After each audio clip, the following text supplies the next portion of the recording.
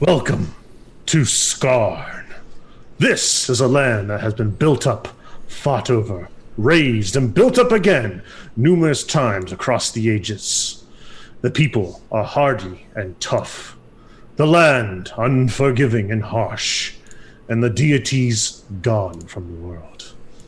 After the Divine War, the divine races and the redeemed had a truce, but that has run up, and the shorter-lived races view the Divine War as a distant memory. Skarn is changing, and along with it, our heroes. I bid thee greetings, redeemed and divine races, Titan spawn and ancient ones. I am Patrick, known on the winds of change and the beaks of birds as Patty Shakes _.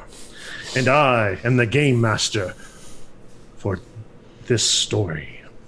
This is session 1 of Dracogenesis, Titan's Lament, taking place in Scarred Lands, a setting published by Onyx Path Publishing. This is an awesome adventure brought to you by Vorpal Tales. You can find Vorpal Tales in lots of places on the internet. Of course, we are on Twitch, right here, right now. Consider giving us a follow or subscribe. Check out Twitter, where we tweet daily at Vorpal Tales. A Facebook and Instagram, where you can get great pictures of all our cast and GMs outside of the tabletop. A website, vorpaltales.com, where you can get all the latest news about everything we are doing and see our up-to-date calendars. A Patreon, where if you feel so inclined, you can toss a coin to us in order to make more, better, and Vorpal-tailier content. Finally, a Discord, where you can come hang out with us awesome humans and discuss all kinds of topics or play video games together. I would like to thank Onyx Path Publishing for making an incredible world and setting to use to amaze and delight. Also to Astral Tabletop for being our virtual tabletop and platform for our players to roll their dice and view this Titan spawn that seek their demise. Additionally to N8 Mid for the fantastic character sheet he created for this game. A thank you goes to Vinsfet, a wonderful YouTube channel that has amazing music to set your adventure to. My newest shout out goes to Love Your Rebellion, a non-profit group that empowers marginalized groups through the arts. Please be sure to check out their website, loveyourrebellion.org. And now, dear viewers, meet our intrepid adventurers who look to explore, spelunk, socialize, and bring their influence onto the world of Skarn.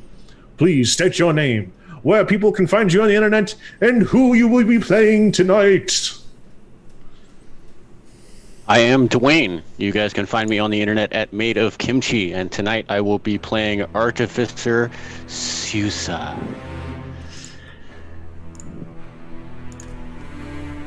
That was very smooth. Hey everybody, I'm Ever, and you can find me all over the internet as Changeling Ever. My pronouns are they, them, and tonight I will be playing Yanae, whose pronouns are as of yet unknown. But they, them for now.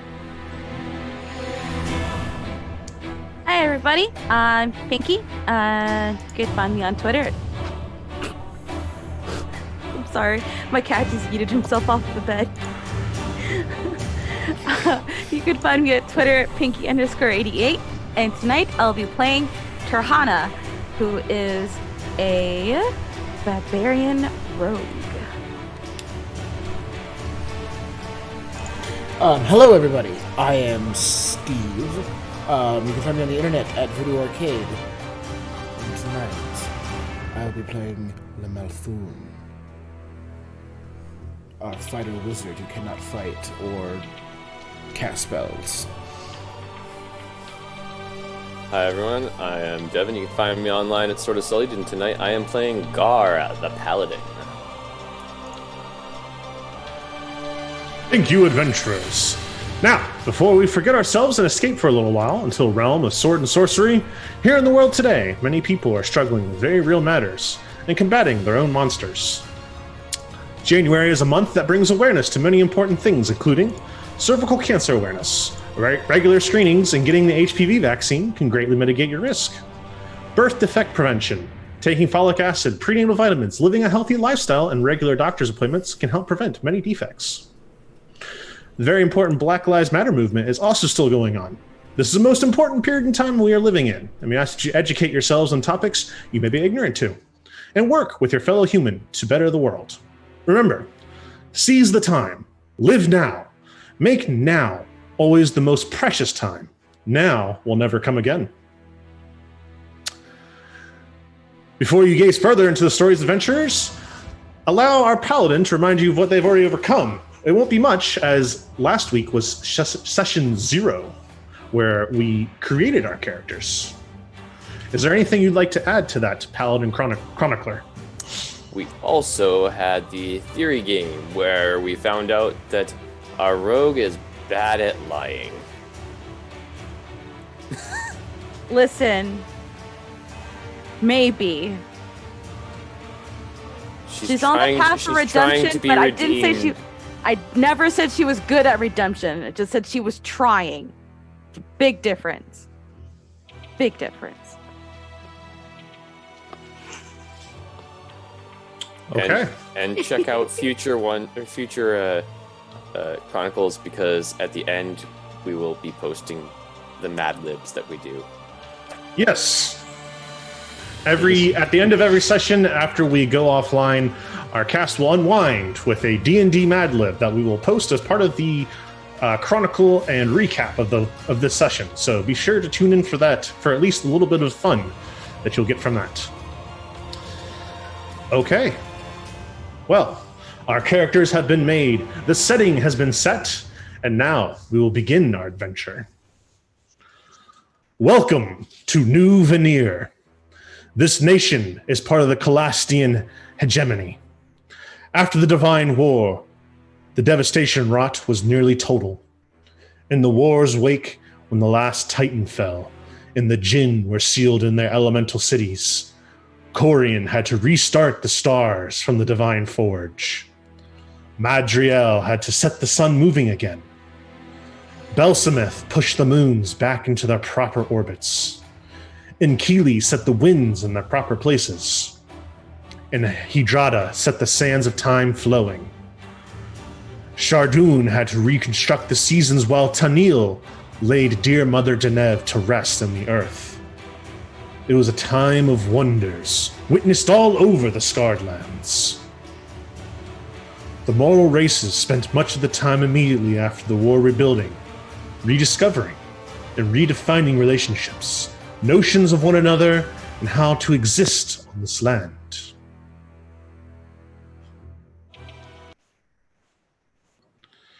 While new alliances were tried, and the remnants of those loyal to the Titans attempted to destroy fledgling nations, the beginning of the first large empire since the Divine War was happening. Young Verduc murdered his father and assumed the throne, and then maneuvered his powerful army away from helping the other races struggling against the Titan spawn army. He used this opportunity to annex the nations next to his, and then occupy Iron Tooth Pass, the safest and most populous trading route of that region. The young, ruthless king had earned the name the Black Dragon, and his empire is the largest on Gelspad, and continues to grow as he eyes the nations next to his. New Veneer was one of the easiest conquests of the Black Dragon. When Prince Urlis rose to power, following the death of his father, King Derizian, the Calastian hegemony was greedily consuming the nearby nations. In order to spare his people a costly war, the prince offered up his nation to the hegemony for his oaths of fealty to Verduc. He kept his head. Although he is now a ruler in little more than name, the prince still lives a life of luxury in the nation's capital, Femuli.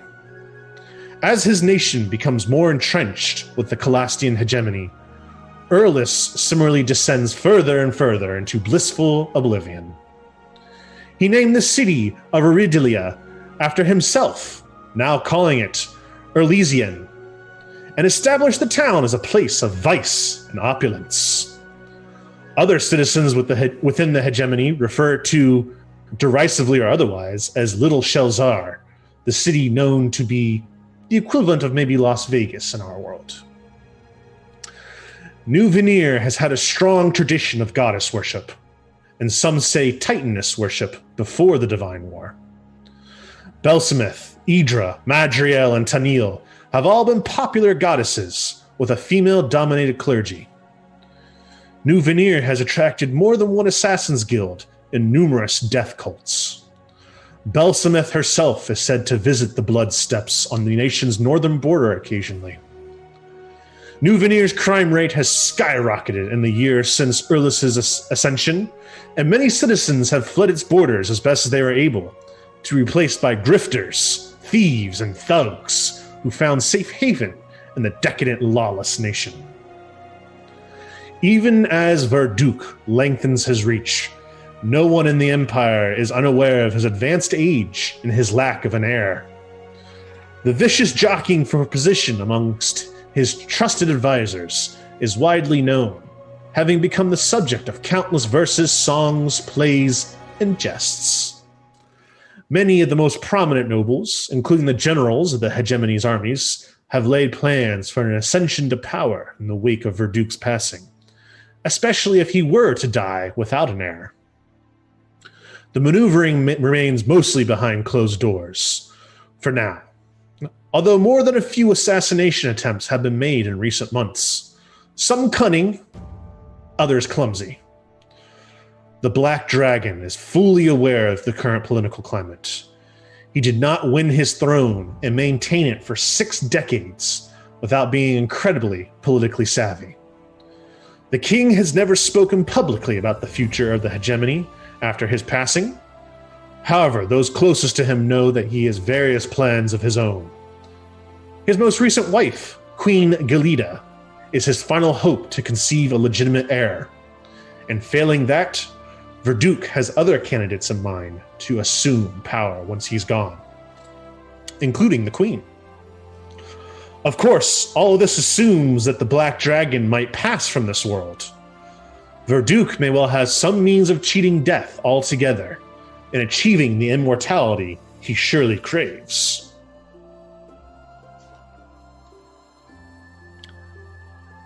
Salazar Papadopoulos, the captain of the guard's brother's favorite street musician, has died.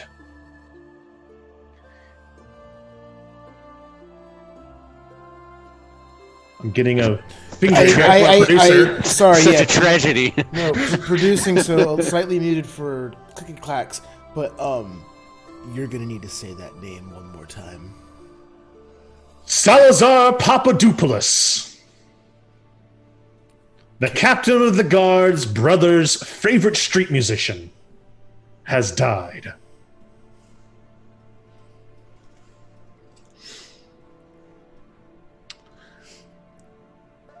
It has fallen. Such a tragedy. Yes. Long live Salazar. Wow. It has fallen upon Gar to give the final rites and assure that the soul will continue unto the afterlife. Gar, New Veneer is your latest stop in your wanderings. Having been one of the few nations that has been able to hold off the hegemony, this has caused a stalemate war. You decided to wander the hegemony in order to talk to its people, heal wounded soldiers, and perhaps bend the hearts and minds of its people towards peace. This is why you have left your own nation of Durover. You quickly made your way to the city, corrupted by vice, passion, and greed. You were one of the few legitimate priests here. As is the believed custom in Eurylisian, a large funeral gathering is needed in order to please Idra and ensure the memory of the deceased can guide its soul to a pleasant afterlife. The only problem is, there are only 3 people here to mourn Salazar Papadopoulos. You have decided, as is common in this city, to go to your local tavern, the Knob Goblin. It is there that you hope to convince some of the local drunks to join this funeral. Gar, I hand it over to you as you open the doors of the Knob Goblin. And upon your eyes, you see what you would expect of a tavern full of day-drinking layabouts. It is dark. It is dusty. There are quite a few people here, as New Veneer is a town with quite a few vices and quite a few layabouts and quite a few people who seem to be just okay wandering the streets and pissing away the last gold pieces they have from whatever ill-begotten means they use to get them.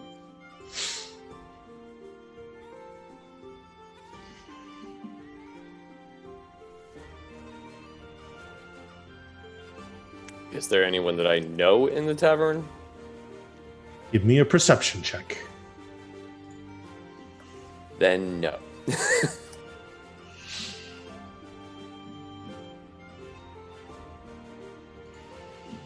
9. Not immediately that you can see.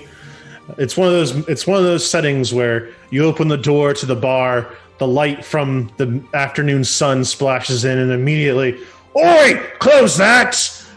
Some of us are trying to sleep in here."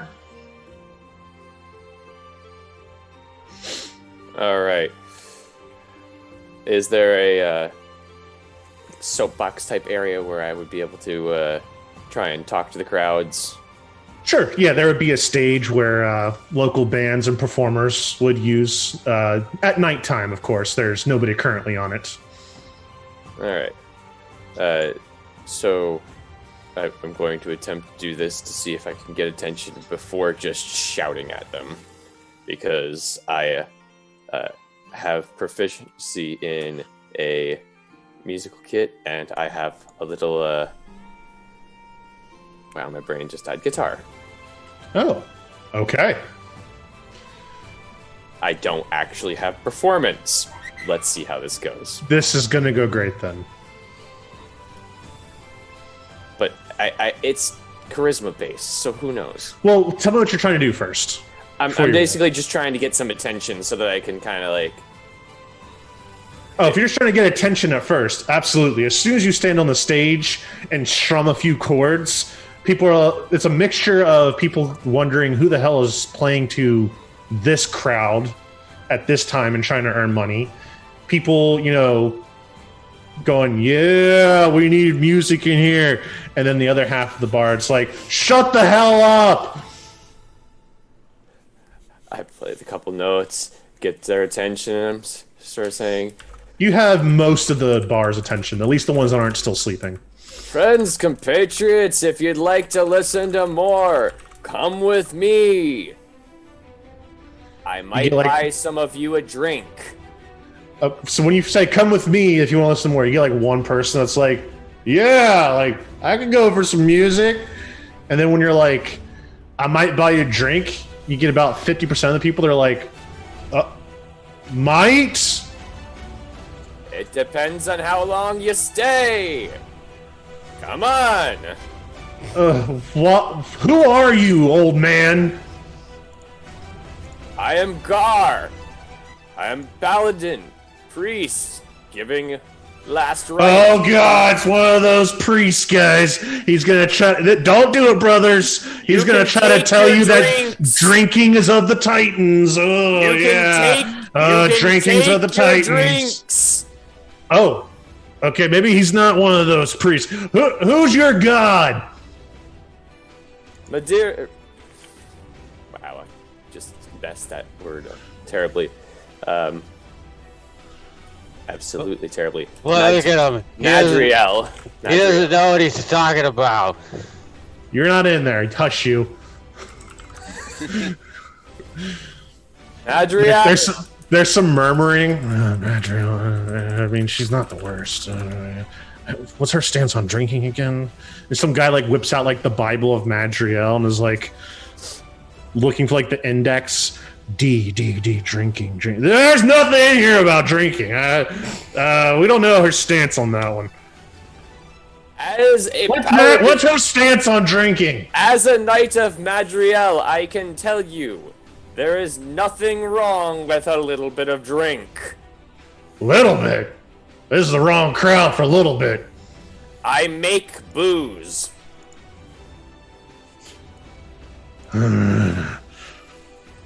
What kind? Beer.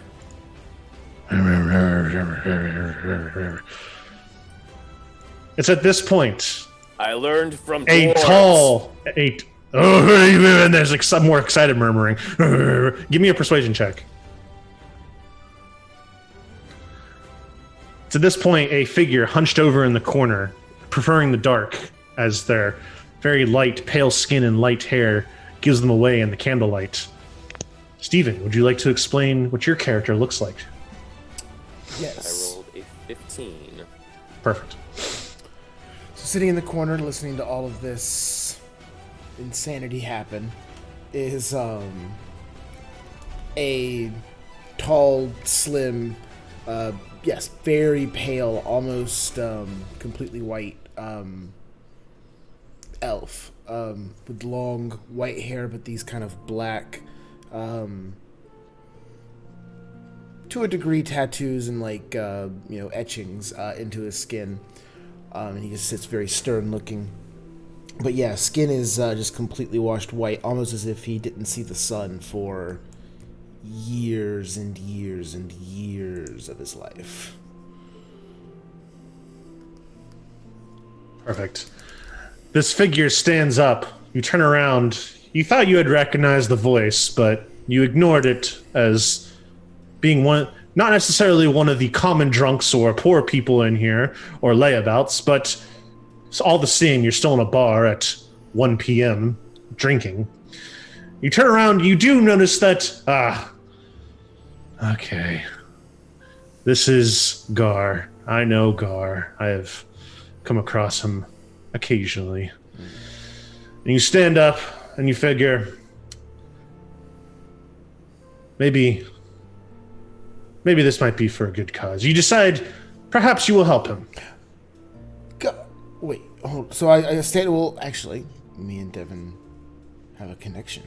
I'm about to say, I believe you do. That's why I was saying this. You know who this man is. Right. So I'll kind of stand up and watch all of this kind of happen, and just what I would actually want to do is just kind of watch it all, see. And how many people? He said he had about half the crowd interested, and they're all with the line of Dwarven Brewing and with his persuasion roll, he's getting closer to the 75% mark. He could use some help here.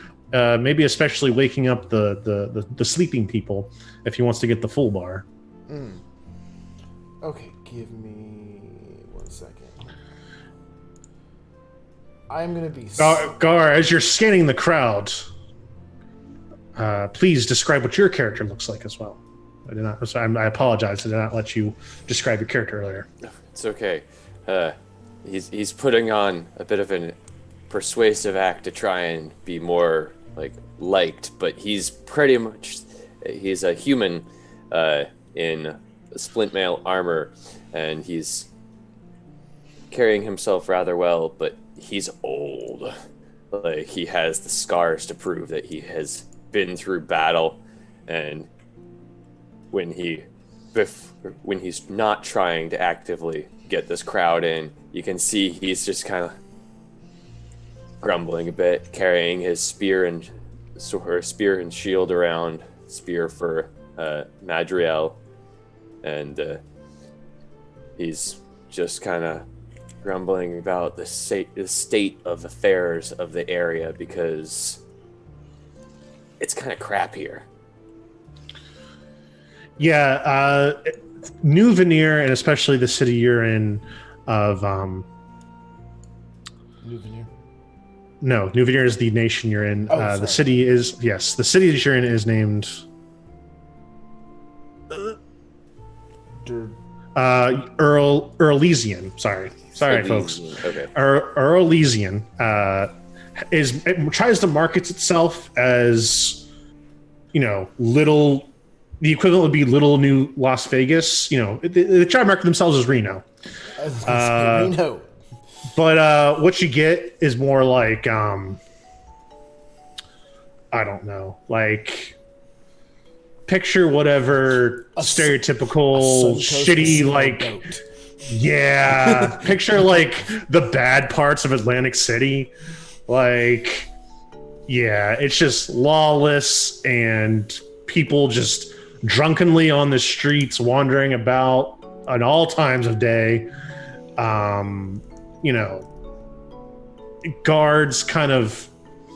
Guards like there are guards that wear the same colors as each other so they can identify one another, and they have a loose bit of authority, but like it's one of those things where it's that kind of guard. Yeah, okay. Several times, like if they're like, "Hey, I'm taking you in," like you can very easily just be like, "Okay, what are you gonna do about it? I'm bigger than you." Like, "You're right. I'm gonna go get a drink," and they just, they're like, "I don't get paid enough to do this." So you're saying it's the pier at Atlantic City at 2:00 in the morning? Yes, yeah. Whatever really just 24/7. like, shitty area of the world you want to compare this to, and then put it in fantasy times. Yes, that is what this entire city is. Then, in that case, if you were done, David, I didn't know. No, I'm good. You Okay. can. So again, I'm still kind of just sitting, and I kind of sat up so I looked a little bit, and like he's elf size, so well over 6 feet. Even sitting in the booth, he kind of like looms a little bit. And he looks and he sees the few drunks that are still kind of sitting there. Can I tell either from how much time I've been here? Is there one that like, if he gets woken up, like everyone's like, "Oh shit, it's Big John," like that? Yeah. There's definitely like in the upstairs kind of balcony area that would overlook.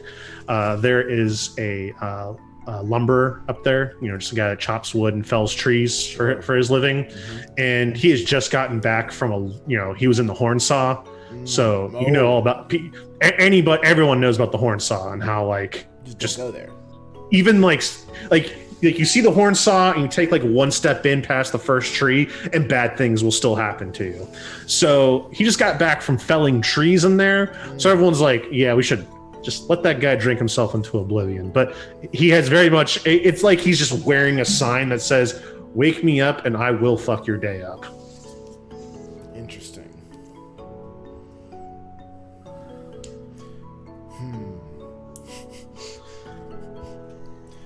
You said he's sitting upstairs. Okay, so what I would like to do, if I can, since is there a way that I can kind of almost Rube Goldberg the situation and kind of maybe throw something and bank it off like the roof and knock over his beer or his ale? What I want to do, my goal here, is to wake him up without it being any one particular person. So that... Oh, so just like kind of natural occurrences wake him up? Exactly. And then that way, if we can get him on board, maybe more people, like maybe he'll more forcefully get sorry, I'm still learning these new characters. Gar. His name's Gar. We'll get Big Jim.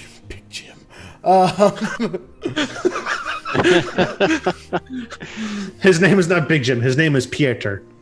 We'll get Pieter on board. That's my goal. All right. We'll go with your original plan of trying to, like throw something off the wall, like bounce it up there. Mm-hmm. Give me a dexterity check. Okay, I can do that. A regular, it's the same. Yeah, just a general dexterity check. Let's see. You're gonna have to bear with me for an extra second or two, because as you can see, I'm not wearing my glasses to try to match the outfit. And for those who are not aware, that's not like I need those to kind of sort of see. I'm straight up Velma. I cannot see without my glasses. My glasses. My glasses. I need my glasses. I got contacts in just because I am not putting glasses on with this coif. Oh, yeah, I can imagine. That's a 12. 12. You're That's not. a 12. You're not trying to like. You're not trying to play quarters like on the set from the ground floor to the second floor. You're just trying to like generally get something in that guy's area. So that's enough. Okay. You take like a cork from one of the liquor bottles. That you're like, that has enough. This might have enough spring to it. And you just kind of throw it as hard as you can off the top part of the wall, and you hear it boom, boom, boom, boom, boom a couple times upstairs, and all you hear is just the boom of like a boot like hitting a ground, and then the sound of like something heavier falling to the ground up there.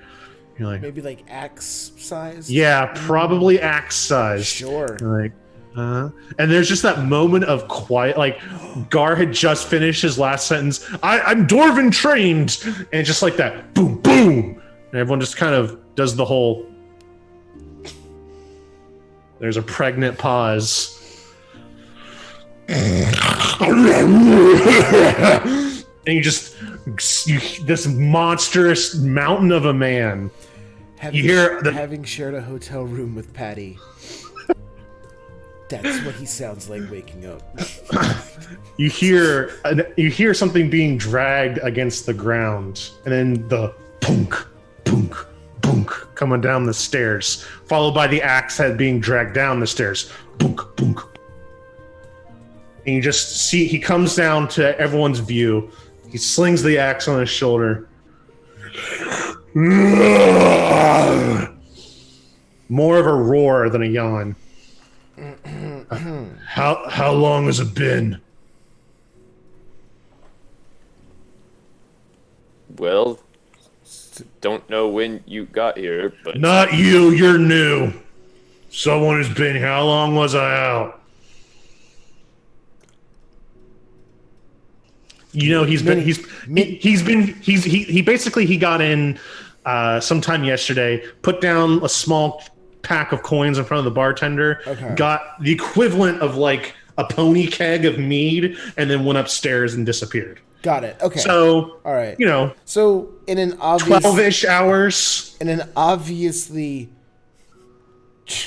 jocular sort of voice. Why, Pieter, you've been out for an entire year. The new vintage has arrived. Stops. All right, bring it to me then. Oh, I think he has it. And who are you pointing to? Gar. This guy who's like bigger than you, almost, not quite Gar, but almost bigger than you, just kind of looks at you. Tell him, Pieter, Lamouthen told you he had it. Finishes going down the stairs, walks up to the stage. Some really pale guy named Lamouthen said you've got the newest vintage. Yeah. Dwarven ale? I made it myself. If you want some, you gotta follow me. He just stares at you for like another 15 seconds or so. Just like, oh god. All right, okay. And he just looks around. And he's like, I mean, the party comes with me. And he just stomps out the door, and you're like, Gar, you're like, oh shit, better lead him the correct direction before I lose him. And immediately, it's that whole scene where like the cool guy walks out of the bar, and everyone's like, well, I mean, I would be the cool guy too. And everyone hurries up and gets out of their seats. They like wake up their buddies that are still drinking, you know, kick over their girlfriends or whores they use for the night. Hey! Grab them too. You've got the entire bar. You've got the entire population of the Knobgoblin following you now, Gar. As I'm running out to follow Pieter, I glance back to see if I can see Lamouthen. Oh, yes. He being you've kind of realized that, like, okay, only one person has the balls to wake up this guy. Yeah. and you see him. He very quickly slid out the door. I assume you wanted to slide out the door before the mad rush to get out the door. Yeah, if there's like a side door, maybe something like that, I'll just kind of As you're rushing up to catch Pieter, you just see down a side the connecting alleyway to the Knobgoblin. You see him. Ooh, if I can, if there's like a small kind of like those old timey small windows, if I can just kind of catch Gar's kind of look through it, just be like, and then walk off. Are you going to join him? Are you going to join this crowd? I was planning on catching up to him, yes. Okay. All right. Gar, you start leading this veritable parade of people at this point. Since you got the entire bar to come with you, it is quite the commotion to be happening in the streets at 1 p.m. Usually this is about the perfect opportunity. This is where thieves usually get their most like crime in, because the night shift people are still like... Is it crime time? It's crime time. 1 p.m. is crime time in this city. Because people are either still hungover, they're passed out drunk, or they're at the bar already. So this is your golden hour, you might say. I feel like it's always golden hour in this city. Pretty much. I mean, yeah. This is one of those cities where like thieves break into people's houses that are like actively like walking around, and they're just like, what are you gonna do about it? Call the guards. I bet you won't. If there's like, this is like the timid thief opportunity where they're like, everyone, like no one will be there. I don't have to have any confrontation. Like, this is the introverts' time to rob people. So you're leading this parade of you have this. So this nation, let alone this city, is mainly human comprised. You do have small, dwarven and elfin people who come here, but this is a human nation. So the primary population is going to be human, which what strikes you as very weird. As you're walking down the streets, you see a guard who is kind of got this smaller. You've heard about, you've followed alongside of them, a snake person, an Asai thigh, kind of hooked up underneath the arm, but they're kind of like having this really gigantic, scary, muscular Manticore following them, and you can tell they're like asserting their dominance on both by being really tough on the Asai thigh because they don't want to fuck with the Manticore. So they're just like, yeah, you two better come with me, but like is really just kind of manhandling one and not the other because they're not trying to get their arm tore out of their socket. And they just, all three immediately kind of stop what they're doing as this parade walks by. And you kind of have that moment where like, Pieter doesn't care. He's following you to this dwarven ale you've promised. But you're kind of like, that's weird. And you kind of had that moment where you lock eyes with the guard. And the guard just like looks at you, looks at Pieter. Like Pieter's kind of like the guy that like everyone kind of knows, like they've heard of at least. Like, oh yeah, there's that one really like thick guy that stays at the Knobgoblin. Don't fuck with him. So he kind of like does like the bro nod to him, like, yo, what's up, Pieter? And he just keeps walking like, I don't know you, don't talk to me. And then like you guys lock eyes because Gar, you are known throughout this city kind of as like one of the only legitimate like holy people. Everyone else kind of either uses it to sell their snake oil or pass a scam, or they worship a god or goddess that is more kind of like our religion is just gamble and screw people, like, yeah, go religion, right? So you're one of the, like the only legitimate holy people in this town.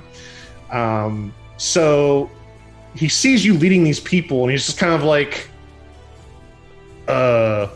what you doing, Gar? I'm holding a service. Okay. That makes sense. And he kind of looks over at the Manticore, and it looks at the one he's got. You need two more? Because,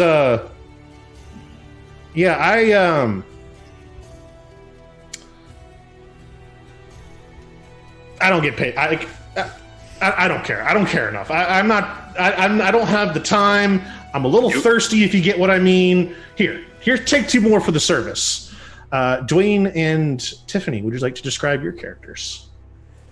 Sure. Tiffany, why don't you go? No, why don't you go ahead? Oh, okay. So the Manticore, very tall, very extremely built, like not a whole lot of clothing, just a very thick kind of like chest plate kind of thing that's just made out of leather and hide, loincloth, tan colored skin, but it has like a light little furry kind of sheen to it, kind of like fur. Terhana has obvious scars all throughout her body, some more deeper than others. Like you can tell, like she almost lost a body part or two. Wears her scars with pride, and she has human ears, which is a common trait with Manticore. Her hair is dark, different shades of brown, tan, beige, all natural, and she has very long kind of claws, nails. Carries a pouch on her side and a great sword on her back. She kind of has this air of like, oh, okay, you're gonna do what? You can try.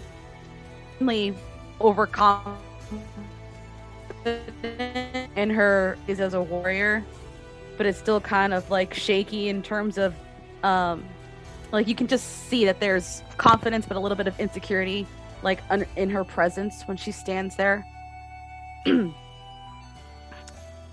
Her whole body is just different shades of beige and brown and like deep, almost dark, angry scars throughout her body. And I don't know if you said it, but for those who don't know, Manticore are lion folk. So they're humanoids that have a lion, not necessarily a lion, it could be any predatory cat kind of similarity in features. Are you sticking with the lion, or did you pick? Are you a different predatory from cat? most that I had read, most of them tend to have more of a lion-like appearance, but they do present as other different big cats.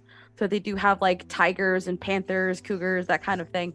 My character in particular comes from a pride that take more of a lion appearance. Perfect. My turn now. Yay. So Susa is an Asathi. And Asathi normally tend to hide their height by kind of crouching over, and when they move they do the wiggle back and forth as they move forward. But Susa is a little bit shorter than most other Asathi. Her scales, or her skin, is kind of that of a traditional boa constrictor, but she's not, she doesn't have those abilities to crush people with her body. Or does she? That Got would be them thick thighs. That would be awesome. Terhana will teach her. It's fine. But she's wearing a very thin, kind of tattered, studded leather armament. It doesn't really fit very well. It looks like it was made for maybe another race, and she just kind of found it and put it on. So it's like it sits really high, and the pants are really tight. But she has a belt that has a couple of different accoutrements, some pouches and whatnot. She's got some tools, and on her the pack that has been shoved to the side after she was manhandled by this human. As it's laying on the ground, you can see little tiny a little wooden catapult, and a little metal lion. Little different toys that she's made in her travels. Now, where is the city located that we're at? I couldn't find it on the map. So you are in the nation of New Veneer, which is in the south. It would be it's just southeast of the Hornsaw Forest. Aha. You see it? Yes. Yes, So you're within that nation New Veneer, and because it doesn't specifically say where the city is located, I am saying that this city is closer to the border of the nation near the Hornsalt Forest. Okay. So like kind of closer to Verduke. Let me look at the map really quick. Zoom in, enhance.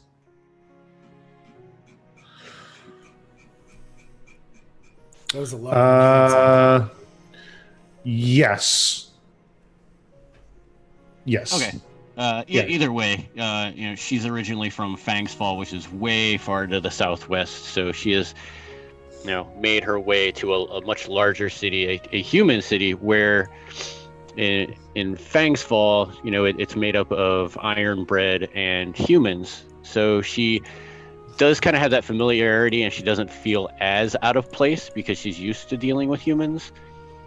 And she kind of brings that to the table. Like, some people actually like her. Like, some humans actually are like, you know what? She's not that bad. She kind of has like that, almost as if being raised by wolves. She acts, even though she isn't a Sathi, she kind of has some human characteristics in her mannerisms, if you will. Perfect. Guard kind of just hands over Susa and then just kind of gestures to Terhana, to you, Gar. It's just like, I'm leaving these two in your care. I feel like this is the beginning of a joke. A snake, a lion, and a bunch of drunk people go to a funeral. And he walks away. Before he walks away, I let him know, I've got dwarven ale. That's part of the reason why they're coming with me. It's part of my batch, He does that thing where he turns around, is like, ha ha ha ha, and then immediately turns right back around. He's like, Dwarven ale, you say? My own make. I'll get in line. And he just joins your parade. I know how to gather people. She just shakes her head and goes, drunks. All right. The parade continues, and you're able to make it to your church. It is, with the number of people you've gathered, the church itself is now quite full. It is not your church, Gar. It is one of the numerous churches that you end up, doing services in, though, as once again, legitimate holy people are very much needed. This is a church to Idra. And you enter, and the three people that actually knew the deceased turn around and see this kind of procession. And the dog that was with them kind of is freaking out and is jumping up on all the people. And very quickly, this church becomes quite rowdy as you've woken up people that were in the middle of a hangover. You've brought drunks in here. It's not like these people are the cream of the crop of society. So, they're getting a little rowdy, and one or two dice games have already broken out. But Gar, you do have some setup that you need to do, and there are some traditions that you will have to follow in order to properly do this funeral. One of those being that as the person perished, relatively violence-free, and the body was maintained as whole, an open casket is necessary to happen in the religion of Idra. And it is necessary that, unfortunately, you now realize that this is a double-edged sword, as it is necessary that every single person that comes and is willing to celebrate in the passing of this person must also proceed by the casket and give their last goodbye, which includes the kissing of the forehead. So you must now attempt to get all of these people to single file proceed by this casket. Please, if you will. Yes, heard these drunk cats. There is one thing that you all must do before I give you my dwarven ale make. and I look directly at Pieter, and I say, everyone must follow behind you in a reasonably ordered fashion. Kiss the forehead of the deceased, and I will give you a drink. You get the most like, once again, more of a growl than a sigh. Free for you, Pieter. He just takes his axe and just bam, bam, bam into the ground. Immediately, all the dice games kind of stop and everyone looks up. We got an Idra worshiper. You guys know what to do. And he gets up and he just gets right by the casket. And it's customary that family goes first. Family and close friends go first. So you see the three people that were there for him already. There is a woman who is wearing very, very dark glasses that cover, a large amount of her face.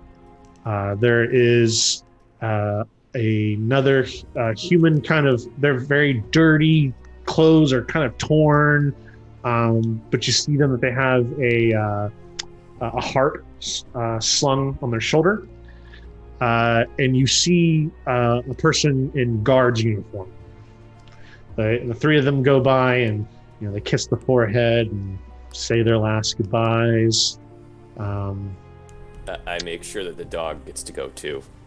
The dog, you bring the dog in after that, and the dog kind of just like gets up on its hind legs, is like, and then gets down and falls away. And then the procession starts. And you're just like, and you see some of these people have kind of taken the threat of Pieter to heart, and some of them are like giving like a soliloquy to this guy, or someone like actually manages to produce tears. These people are just kind of hard selling this. And in a way, Gar, you're both disgusted that people go to these lengths for Dwarven Ale, but you're also like, you know what? It's kind of touching that, yes, I had to bribe them with beer, but all of these people are willing to go see some dead street musician they didn't even know. So, you take the good, you take the bad. It's the facts of life. We'll cut away from there. Just outside the city, a young elf approaches. Yene, would you like to describe yourself? Nah, just kidding. Oh, okay. Yene is dressed in greens and very easily could slip into the forest and just disappear. Mid-length, black hair with green ombre, typical pointed ears of an elf, and permanent face tattoos that are sacred to the Fox clan. And their eyes are very obviously meant to see in darker areas. It's hard to tell if this elf is male or female. So if you want to find out, you probably have to ask. They kind of slouch over, which would indicate a shyness, lack of confidence, but they move with grace. That of a hunter, of someone who has experience with finding prey and dispatching of it quickly. And they look just kind of sad, but could just be resting. What's a good word? We'll call it resting witch face. Because witches, Skarn. But anyway, yes, that is what Yene looks like. Travels light, and a bit darker skin for an elf because of what the Broadreach has become, the Hornsaw Forest. Okay. You start to approach, and this is the first true city you've seen since you've left the Hornsaw. you've come across some smaller villages and things like that, some farming areas or other such smaller communities. But the first true city, and you're not quite sure what this city is named, as you don't really have a map. You kind of just were like, I'm going now, and you just left. Not really with a purpose or direction, but just kind of wanting to feel and feel the pull and the tug of the ley lines of the world. Even from the distance you're at, though, you can hear laughter and noise. That's the real thing, the noise. It's quite a juxtaposition of the quiet of the horn saw. Even at their, loudest gatherings of any of the clans, the horn saw had just a deep quiet to it. Even there was birds chirping or animals moving or the sound of the wind through the trees, but the noise of the city is something you quite can't put your finger on, and it does unnerve you a little bit, as it's unnatural that so many people should be gathered in one spot. Shouldn't they be worried about predators that might, pick them off easily?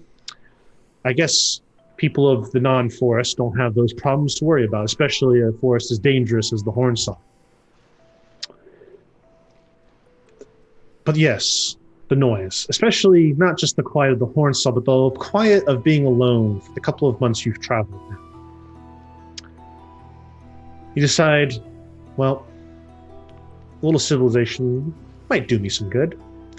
And you were originally going to pass by, but instead determined to turn your course towards the city. You get into one of those, walking that everyone can reminisce with, where you kind of just, you let your mind wander and you set a course and you just walk and you're thinking about everything but walking and what's in front of you. And you flash back to that night you decided to leave the Holly clan. You were in the treehouse of Kaelin, the ever so kind elf mother figure that you were able to live with after you left Fox. She had put her hands on your shoulders. Oh, Yane, are you sure? Are you sure this is what you must do? I need something. I need to get rid of this curse. But wouldn't it be most expedient? Wouldn't it be most sensical that the solution to a curse you believe to have been from the forest to be within the forest? I don't know. I haven't been able to find it so far, no matter what I've tried. That is true, and I know you have been looking for some time. Well, maybe I could go with you. Maybe we could find it together. This cure you hope to find. I couldn't ask that of you. I wouldn't want to... We don't know what's... Well, I don't know what's outside of the forest. Could be very dangerous, and I don't want to do that to you. You know I see you as one of my own. I know, and I'm grateful for that. I don't think I would have survived without that connection. I really don't. Well, and she turns to the side and picks up a pack that looks like she had prepared for you without your knowledge, and she helps put it on you. I don't know when I'll see you again, and that does break my heart, but I am sure enough in this cause, and I'm sure enough in you, that I know I can't stand in your way, and I must let you go. Just know that regardless of clan or name or anything, you always have a home with me. I will come back. That's a promise. She kind of just smiles. I'll hold you to that. Don't make me come out there and find you. I will haunt your house even if a dragon should slay me. A dragon, that would be quite the mighty tale. It Well, would. here's hoping your cure isn't in a dragon's hoard, at least. Or their stomach. Of course. And she opens the door and she turns to the side and you can see her. She very quickly wipes something from the corner of her eye, but when she turns back around, there's no sign of tears, just resolute in the fact that if you're sure this is what you need to do, she's sure in you. Well, I guess that just leaves safe travels then. Thank you. And watch over my family if you can. You know, Of course. good health and good hunting. I left a surprise in your basket. It's one of your favorite types of fur, so You shouldn't have. don't cry all over it, okay? You know me, I don't cry, ever. I may cry at the fact that we are losing our best hunter, but no. And with that, she watches you walk out the door, and she watches for a few moments more as you are lost to the trees, and then you turn back one more time and you see the door is already closed.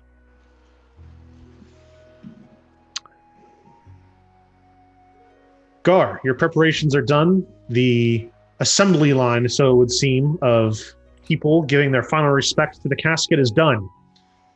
Now, as tradition in a funeral of Idra, you must, as the presiding holy man, say some words about the deceased.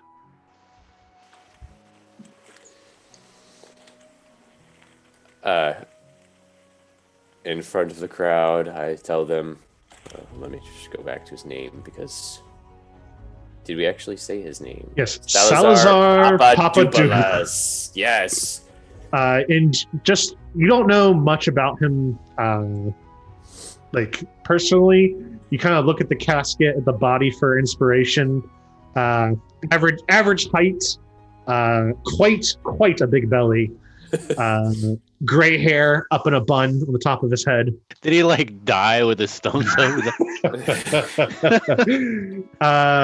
Quite a few teeth missing. You do notice that one of the teeth has been replaced though, and you look, and with your keen eye trained with your time with the dwarves, is that a mithril tooth?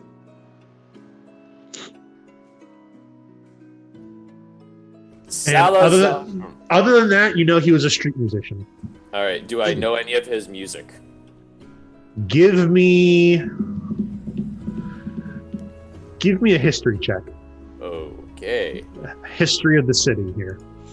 A 4. Nope. You have no idea any of this guy's songs. In fact, you're like, man, I don't even know his songs, so I'm pretty sure maybe he wasn't even a musician. Who knows? But whatever. We're just going to power through. Salazar Papadopoulos. He was a man of this city. He was a musician. I pull out my guitar and just start strumming random notes that sound good together. Performance check. 20. Wow. Not natural, but a 20 total. So you just start playing, and you're just kind of like, and you just, and it just kind of swells into this like ultimate like Irish funeral dirge. And it just sounds really good. And you get people to like, you're starting to bring tears to some of these people who had no idea who this man was. Yes. He was, like I said, a man of this city, and as such, deserving at least a modicum of all of your respects. He lived to a ripe age. I look at the family to make sure that sounds about right. Well, the people you assume are family. You look over there. Yes. The woman with the glasses is kind of just like, she seems to be spaced out. She's not really paying attention. The the guy that has the harp is kind of like crying and is trying to like harmonize with you on his harp, but he's not able to keep up with how good you sound. And then the guy in the guard's gear is just kind of bawling his eyes out, and so hey, you're just kind of like, a long life. You look at them, see that spaced out, trying to play an instrument and crying. You're like, eh. He died after living a good life with loving friends and family. I point to the three. And beloved by all. Makes them look around like, you all need to make the this is the part where you do the because you get that, but you get some confused people that are like, here, and like one person starts clapping, and the people around him are like, no, not yet. And as a proper follower of Idra is being given rights in kind, because all of you shall remember Salazar Papadopoulos, the captain of the guard's favorite street musician, as we all know. And you just get several people that go, yeah, Salazar, and then you get some people that are like, yeah, Salahar, yeah, Sinzabar, yeah, Brian.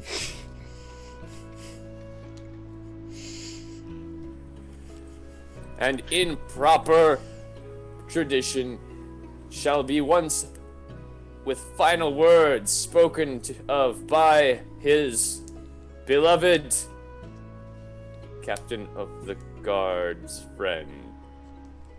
Captain of the guard's brother's favorite street musician. I point to the guy in the guard uniform and see if he can even get up to say anything. So it's at this point, as is tradition with Idra funerals, they open the floor to anybody else who would like to give a eulogy. And you get like the class clown of the bar who comes up and is like, guys, I'm going to do a eulogy.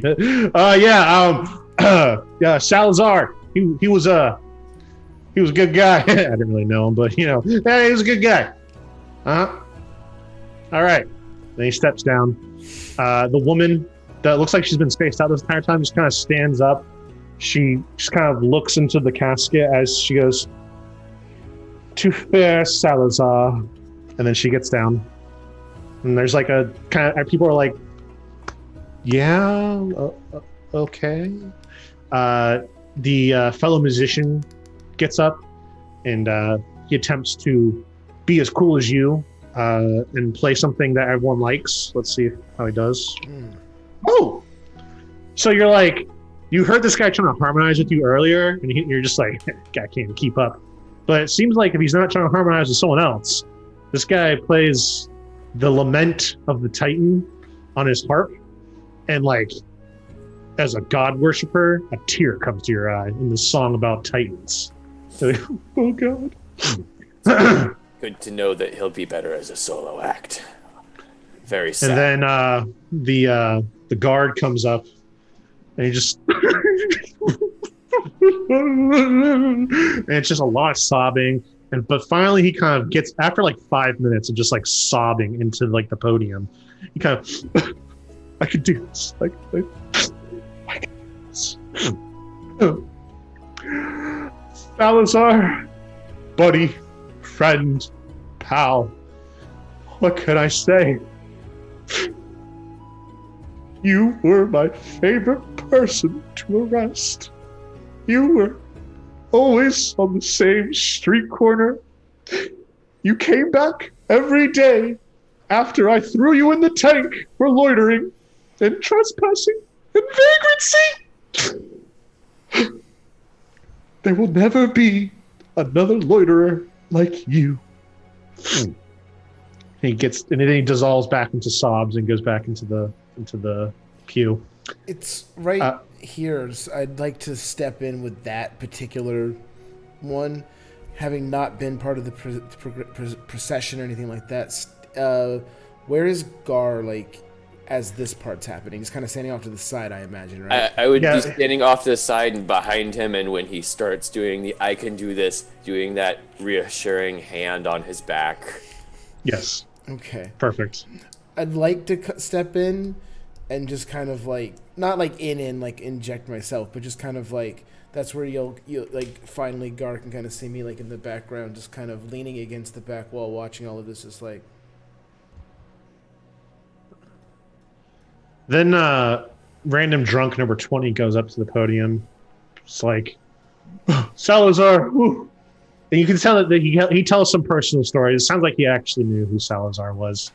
And then he sees you. Hold on, don't say anything. I know your name. Don't say anything. Lamalthun. He sees you. And he's like, that guy back there, he needs to come up here and say some words. Salazar said that you were his best goddamn friend. Get up here. You need to say some words. And like the people around you are like shoving you in the back, like, get up there, man. You need to say some words about Salazar. And it's kind of one of those situations where you're like, what the fuck? And you're just like being pushed up to the front. Instinctually, my hand goes for like my rapier handle, but I'm just like, oh. You just keep getting pushed. Like, come on, man. Like, say that's your best friend up there, for God's sake.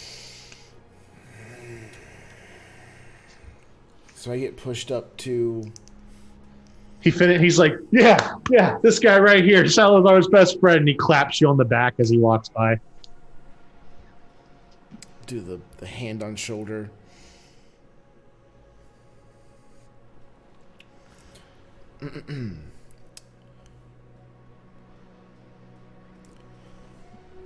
Hello, everybody. I can see we're all here. I'm ahead of myself. First off, let's everyone give a round of applause for Gar for bringing us all here together to honor Salazar. For Gar, everyone. For Gar. Everyone claps, but there's just like a resounding sound of, hey, where's my beer? I was promised beer. It's been a while. Where's my beer? Just moving on. Susa is very confused as she's like looking around. Yeah, Susa and Terhana, you're just like, the fuck are these humans doing? Like, neither of you even close to worship Idris, especially Idra is like a minor goddess too. So you're just like, neither of you might have even heard of this goddess before. You're just like, what the fuck is going on? How many elves are in this room? There wouldn't be many, like one or two, maybe. And it's just drunks, right? Yeah, these are vagrants. It's a bunch of vagrants. Okay, so I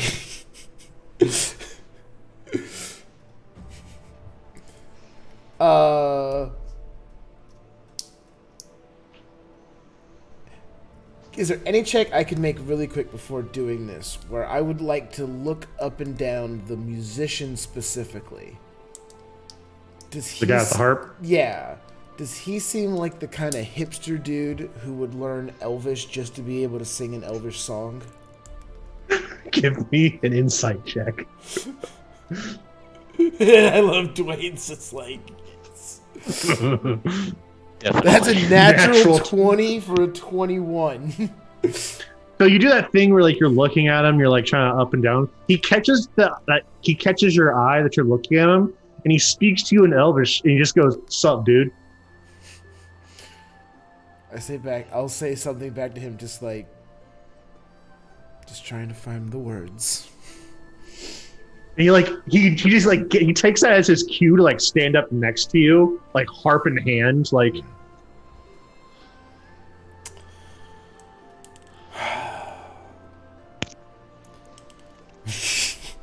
He's like waiting for a cue. Yes, he is literally just like waiting for you to start, and he's gonna like fucking solo off of you.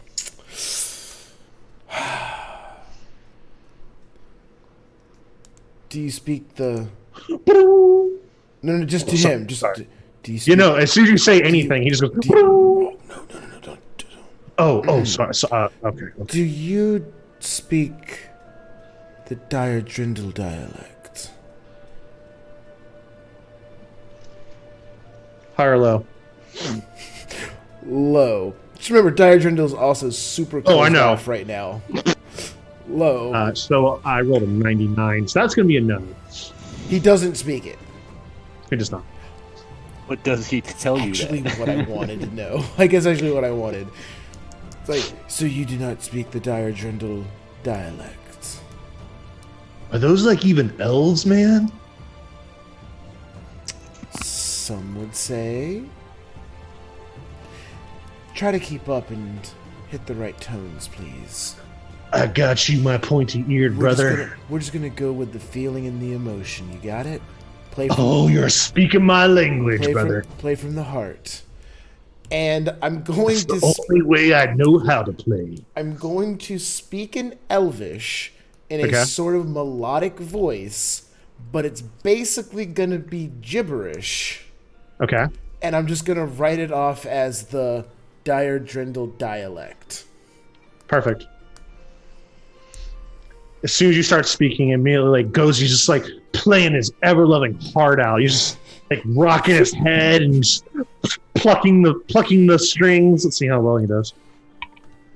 Holy shit, he nails it. Oh, he's just nice. it sounds really great. Like you're saying literally like, lorem ipsum, lorem ipsum, lorem ipsum, but like he's nailing it. Lorem ipsum has never sounded like a better friggin' song in the world.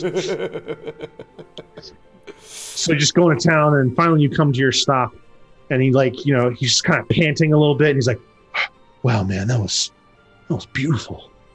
Salazar would have been really proud." I know. And I'll just walk off. Everyone else is kind of just like, "The fuck just happened?" Because no one in this room speaks Elvish, so it's like, "The fuck just happened?" But it goes over well, and as you walk off, people kind of like, it's that slow clap at first, but then everyone kind of just like, yeah, no, that was good, yeah. I'll walk and stand next to Gar. And the name of this god, it's the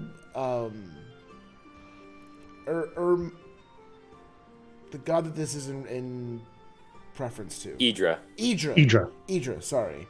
So I'll just stand next to Gar and kind of like take up a spot next to him and just be like, so this is one for the Idra books, I assume? And as you say that, you hear like this loud noise outside. It sounds like you hear like hammer on stakes, like metal stakes, and you hear what sounds like maybe banners or flags whistling or whipping in the wind.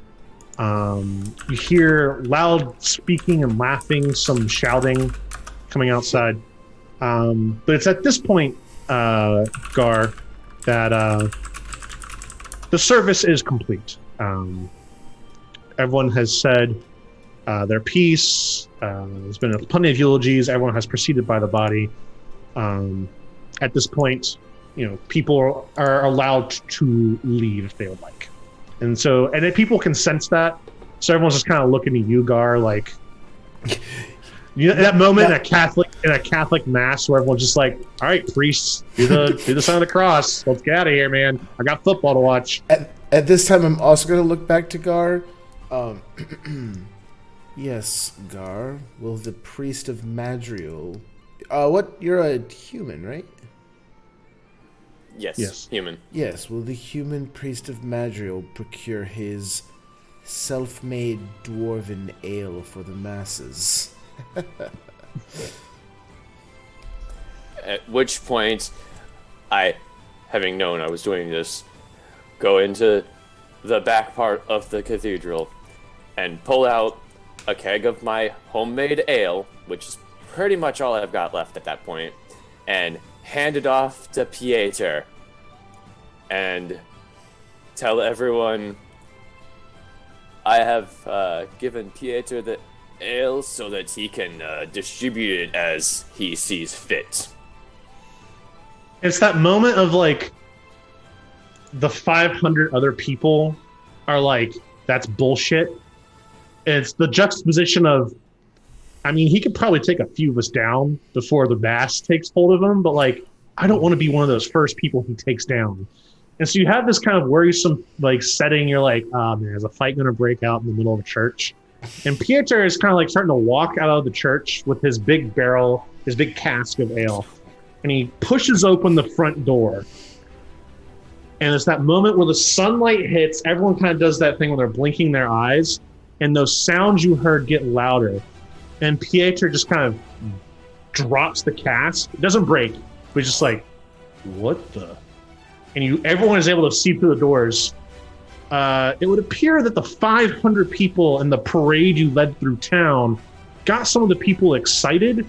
And what you see outside is a fair, a festival, a party. There is just hundreds of people who have crowded this square that the church was on, and the streets are packed with people. Tents have been erected. Several beer carts and tents have already started flowing booze. There are games, there are betting, there are card tables have popped up. There are, vendor booths have popped. This almost, it rivals some of the holidays this city celebrates. And everyone kind of looks at each other.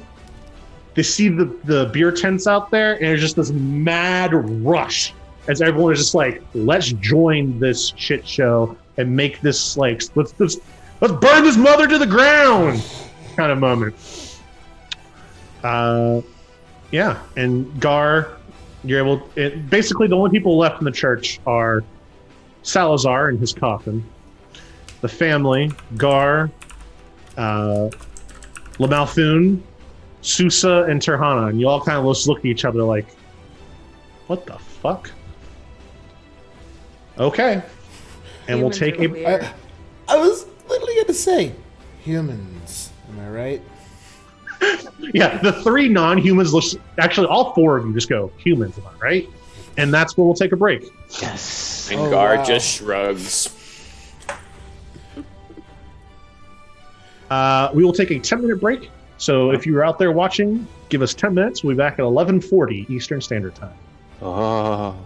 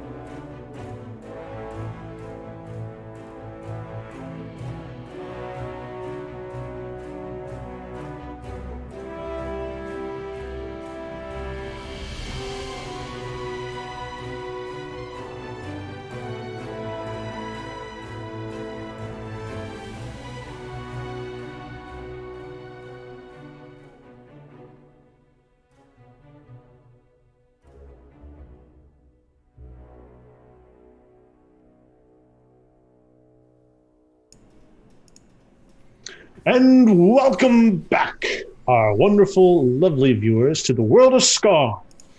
Our wonderful, not quite adventurers yet, but people of playing this game have just finished up their service part of the funeral, and it appears word has gotten out to the town, the city, and, well, a full-blown festival has been sprouted up for none other than Salazar Papadopoulos. So, the four of you are in there alone with the family and the body, and the rest of the drunks from the Knob Goblin have eagerly and excitedly joined the fray outside of the church. What would you like to do? I want to rob the dead guy. Okay. So there, Gar and Lamalthan would be kind of close to the body right now, but then you and Susa would kind of be in the pew section, and then the people who knew Salazar would be kind of in the first pew. So you get up and start walking towards the body, and Gar and Lamalthan. Gar's talking to Lamalthus, and he's like, quietly, I don't know what you were saying, but thank you for joining in.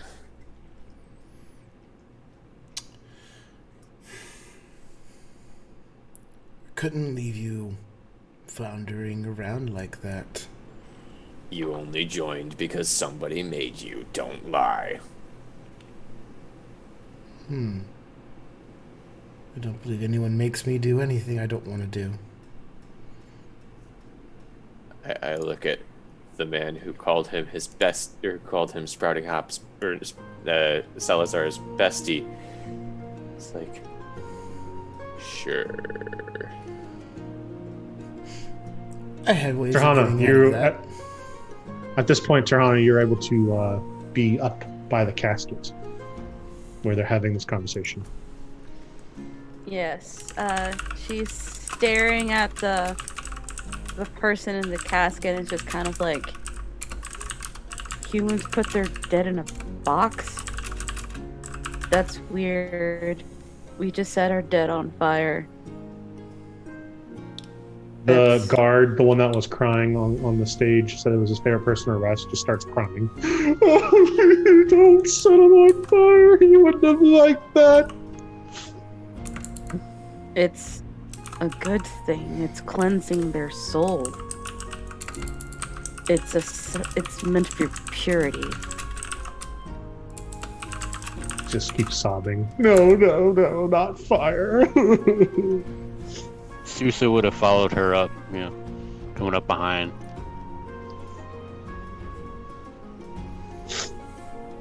Terhana just kind of like looks around, kind of like, and even though her companion is very close by, very carefully tries to put a hand in the casket. All right, give me a sleight of hand check. What are you looking for? Are you trying to take the tooth, or are you looking to just pat his pockets down, see if they bury him with anything else valuable? I'm looking for anything and everything I can grab my hands on. Or paw on? Paw Including on. Specifically, you're trying to take the tooth as well? Yes. Okay. 26.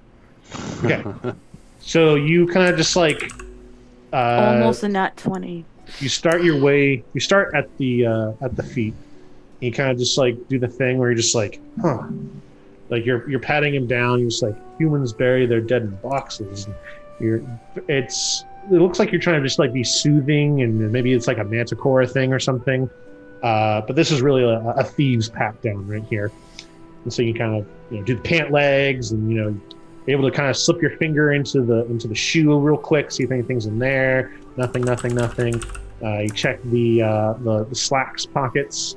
There's one gold piece in one of the pockets, and you're like, yep, perfect. And you do the thing where, like, you pull it out and you flip it along your knuckles and then in your pocket.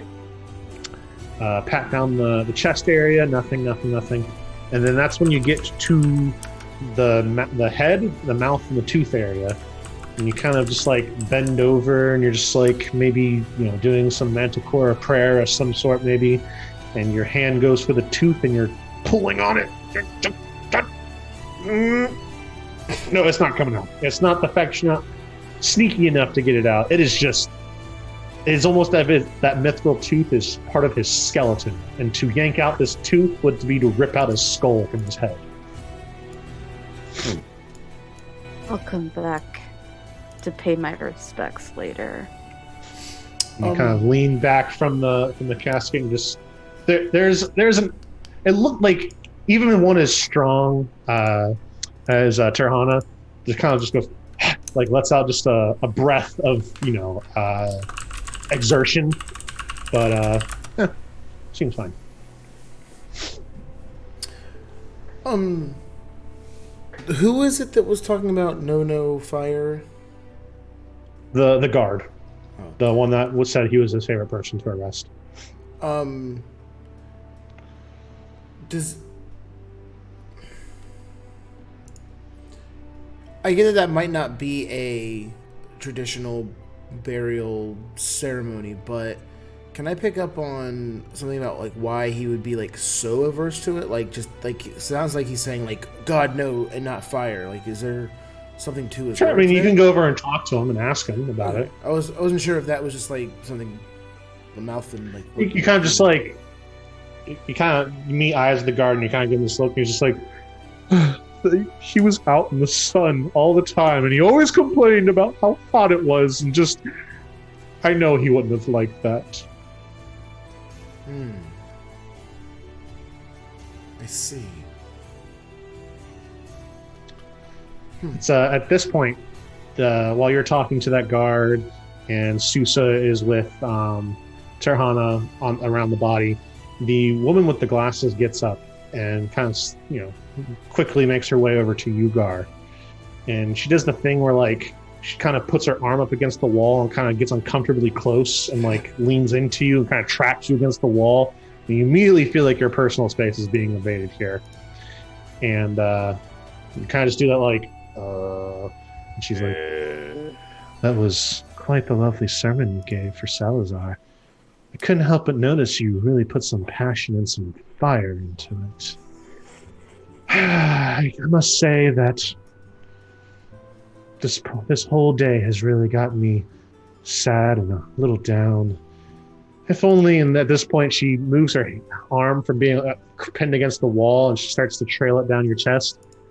If only there's some way to forget all about this awful no good day.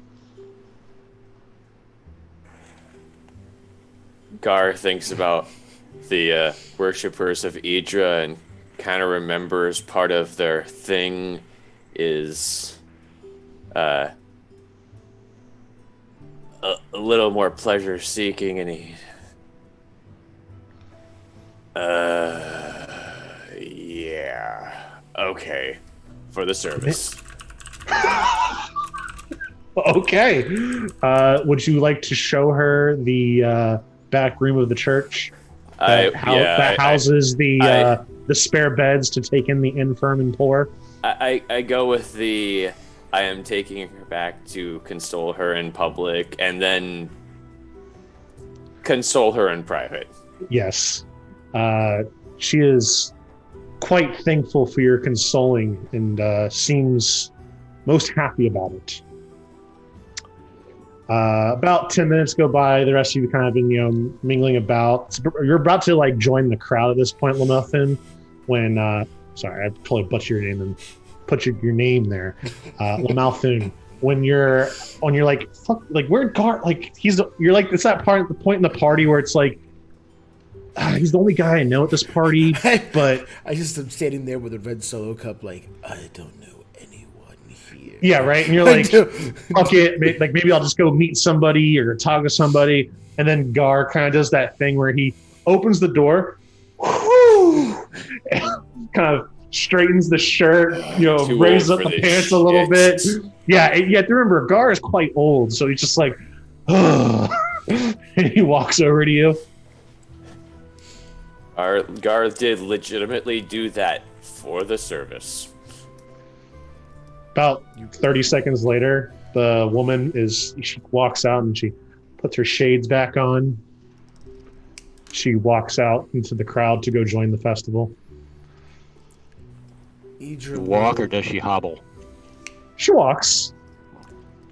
Gar is a normal human. It was only 10 minutes, and I'm old, man. And he is, he's a human. Half of that time was taking off the armor. Yeah. She was a human too, right? Yes. Yeah. Okay. Look to guard. Your sacrifice will be rewarded. Oh, you're about to say sacrifice, and you do that kind of thing where you double take. You look as she's walking away, and you're like, he didn't have to sacrifice too much. I didn't even mean it that way. I just meant as like a mocking use of the word sacrifice. Okay. I'm not like trying to throw her under the bus. No, yeah, your sacrifice will be honored by Idra. It's for life. It's part of the job. Susa will turn to Terhana and say, "He has seen combat. His clothes are torn." Yeah. Wait, referring to who? What the To Gar. humans call it anyway.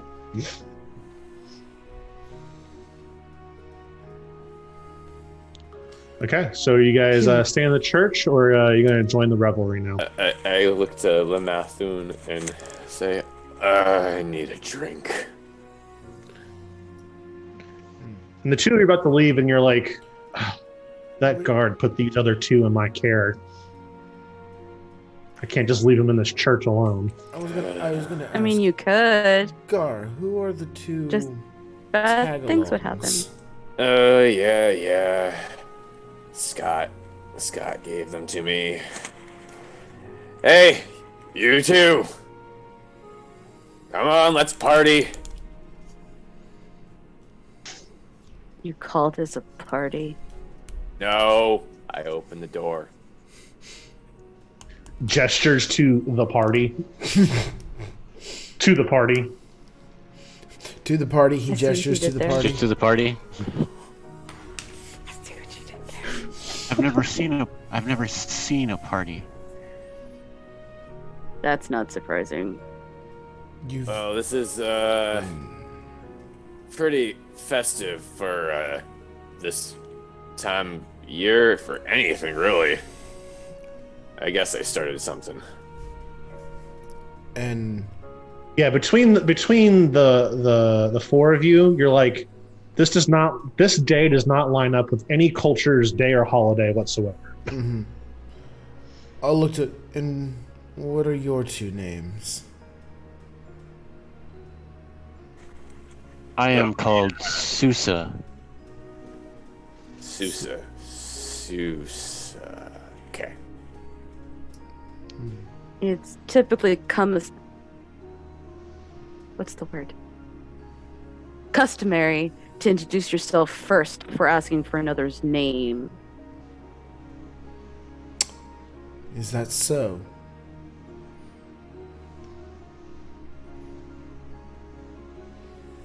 So you're gonna give me your name? I'm sorry, was that you asking? But these are No. humans. This is not the way that they do this. Well, Susa, I'm Gar.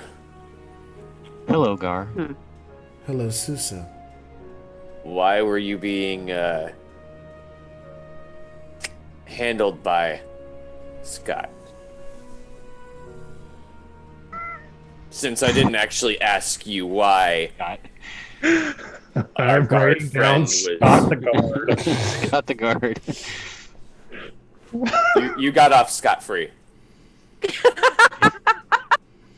Like, it was there because I just didn't want to do it. I hear Ever in the other room. I hate it. Don't you dare sully Mr. Miracle's name like that. And then Hey, I am Sully, Madriel strikes you down with a lightning bolt. It was Being disrespected in cities is a common occurrence if you're one of my kind. Well, I don't discriminate as long as you're alive and don't want to unlife others. Murder. I'm talking about murder. I don't murder. That's usually a good indication, yes. Okay, good. We're off to a good start, everyone. We're learning some names. But when she says murder, she's like I don't murder. Totally not suspicious, suspiciously. Yeah. I don't murder intentionally. No, it's more of a like, did they know? Like, do you know something about me? Like, why would you ask me if I murder things? That's fair. Oh, can we pick up on that? I don't know. Can you? I don't know. Do you want us to? I can roll an insight. Roll an insight if you want to try to pick up on that. If you want to hide that better than their insight, roll deception. I will try and roll deception. I rolled 14 on my insight. Beat a 14. You. You did not beat a 14. No, I do not. I do not hide it well enough.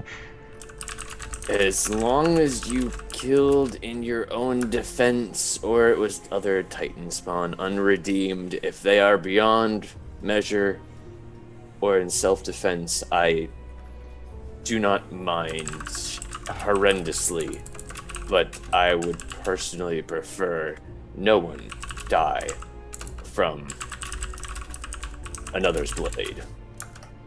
She's still getting used to human speak, so a lot of these words are kind of flowing over her head.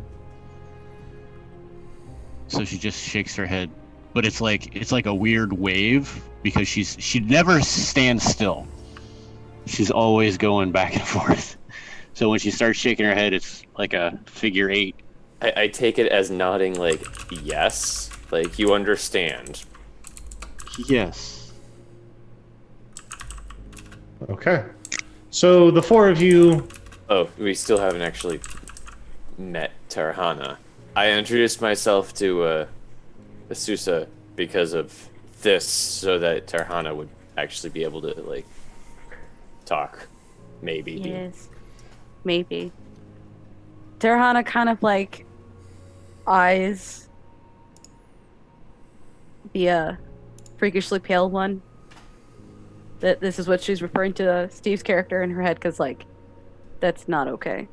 That's too, because she's used to people, you know, from her pride having dark, rich tones for their, you know, their skin color and all that stuff. So someone being of the complete opposite color spectrum is just kind of like, ugh. So she kind of like ignores Steve's character, and these characters that technically didn't introduce themselves yet. So she just turns to Gar and like does a little slight head nod. I am Tarhana. And like that's all she does. Like nothing more, just kind of like short to the point. And what were you? Well, your friend was basically the only reason why you were. I look back and forth between them like, you are friends, correct? Yes. We are companions. So you were only being taken by for discriminatory means. They It is- tried. Yeah, that's what usually happens. Okay. If that's the case, would you like to join me in,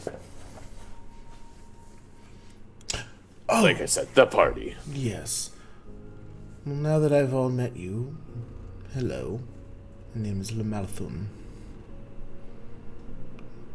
Hello, Lamalthum. Lamalthum. Soon. Lamalthum. Thum. I will teach you the correct pronunciation. And she'll look at you. She's just like, wait a second. What are you? Alive? You have to understand, she's never seen an elf. She grew up with iron bread and humans. That's all she's seen. Okay. That would be my response. Like, that's my response. I assume that's yeah. Yeah. Alive. Currently. Tirhana just kind of like stands there. He's an elf. From Is what that forest I don't know. is that like a human? Sort of. They have very pointy ears. Susa, no, I am nothing like a human. And no, I am not an elf.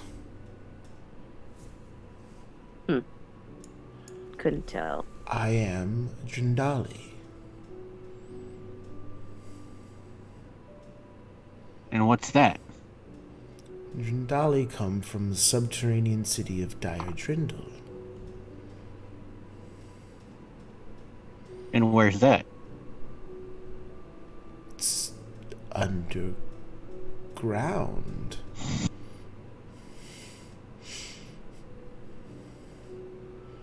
Never been underground. That's cool. Not even in the winter. No. I mean, we go inside to keep warm, but we don't ever go underground. Just kind of thinks about that. Interesting. Noted. Well, Susa, Tahana, I am deeply sorry for the issues you face in this city. It's unfortunately not kind to pretty much anyone. But, celebration afoot. Maybe you can get drunk and forget about the issues going on right now. Gar perks up at get drunk. Gar is quite the host and guide around debauchery.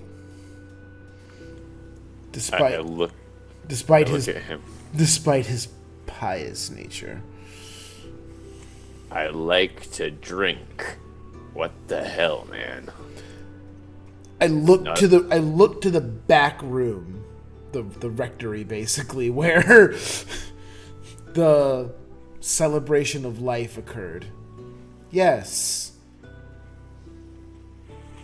It was for the job. You know Idra worshippers. It's their thing. Oh yes, I know. But if I don't remember correctly, you're not an Idra worshipper. I was here for the service. And you seem to be taking some good advantage of those tenets. I get paid to do this, and they need their proper services. Ah, you are paid to service Idra's patrons. Just stop there, Lamouthan. I need a drink. Yes. Would you like to get a drink with us?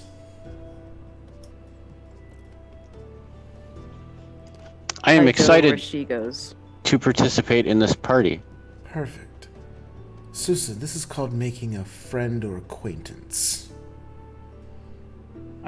I know what that is. Oh, I wasn't sure. And I'll just kind of pat Susa on the shoulder. In that, like... She'll actually like shun, like quickly, like... Oh. Not as in like don't touch me, but like she's afraid you're gonna hit her. Ah. I make a mental note of that. Like, apologies, very sorry. Trust me, it's hard for him to hurt anyone. Just as a quick thing, as soon as Tirhana kind of sees Asusa kind of like flinch a little bit, you immediately see Tirhana kind of go into like a defensive, like, am I gonna have to punch her shit? Because I will. Like, she pauses, but like you can see like Tirhana kind of like tense up like in her whole defensive thing, like, you can go. It actually, you can kind of see the Malthun reacts to that. He's like, I am very sorry. I understand it can be difficult. And I kind of pick up, like, branching out for the first time from home and finding out things are not quite what she thought. You could say that. I'm trying to change the way that people see me, and it hasn't worked out very well so far. A noble goal, Susa. But hopefully one that's not as futile as it might initially seem. Perhaps one day all our races will be able to live peacefully. Hopefully mine will learn to accept others.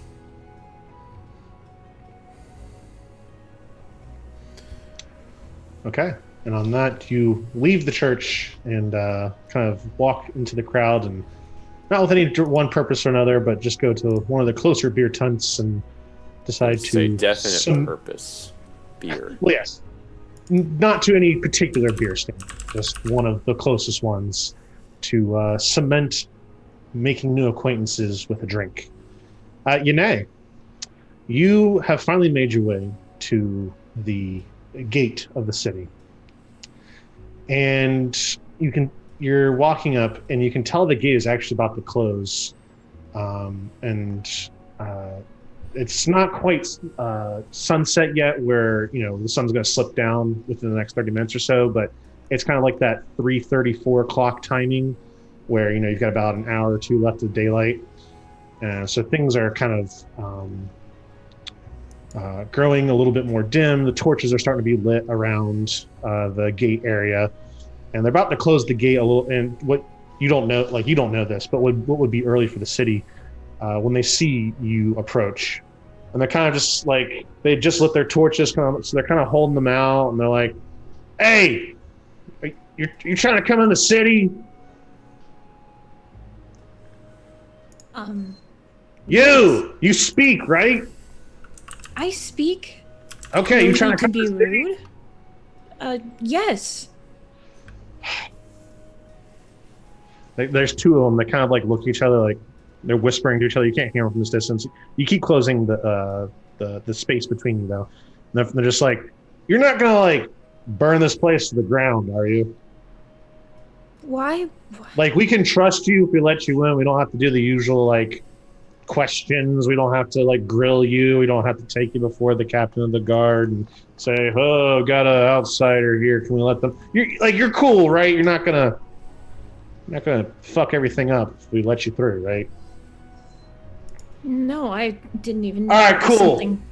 No, yeah, and they just kind of like turn from you, and they're just like, "All right, cool. So I guess we can go to the festival of the Salazar."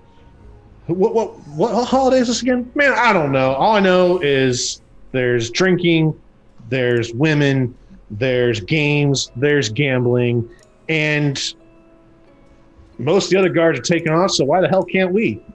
Dude, we have front gate duty. And like, I care. All right, man. You fair point. At this point, you're kind of like, about 10 feet or so away from them, as you're not sprinting. You're just casually walking, but they're having this conversation. And they turn and see you approaching, so they can finally they hold their torches up a little bit, so they can finally make out because before you were kind of just like a dark, distant figure. As you come close, they're just like, "All right, cool. So welcome to the city. There's like some festival or something going on. I don't know. If you want to go there, you should. But we're closing the gate for the night, so you can't leave for the rest of the night, just so you know." Is there a communal lodge I could sleep in for the They just night? look at each other like, "Communal lodge? There's taverns you can rent a room at." Is she a hippie? I don't know. Yeah. Listen, we get weird people here all the time. If whatever you're into. If you like communal lodging, this is an Idra worshiping city, so we're cool. And they're like, they turn away and they're like, "Yo, we should totally bring her, because I bet they'll let us in and we'll get more free drinks if we bring a girl." The guy's like, that ain't a girl. Yeah, shut up, man, it's a girl. Hey, you want to come to this festival with us? You look cool. I think I'll venture on my own, but thank you. No, we're the guards of the city. You can trust us. And they show like these, like it looks like they, like, because I mean they basically are hand sewn. Like it just says like guard, like and really crudely like hand stitched. You can trust. Like we're the guards. We're the city guard. You totally come with us. We'll show you a good time. I can protect myself, but thank you. Oh, it's not about protecting. It's more like. It's more like, you know, yeah, you should just come with us. It'll be a totally cool time. Dude, we're gonna get so many free drinks. Bring the chick. It's gonna be awesome. Yeah, I know, man. So What you did gonna you come call with us? me? A chick? No. I don't think so. I told you, man. No, shut up, man. No, shut up. Listen, we'll split the drinks with you for free. The free ones we get. We'll split them. I don't even know you. Yeah, that's the best part. You have strange customs. I just would like to venture on my own in the city, thank you. Leave him alone. It's like the third time you're getting in trouble for this. Shut up, man. And they kind of like, he like punches the other guy and they walk away. And you're just like, man, free drinks, just wasted. And they leave you alone. They walk away.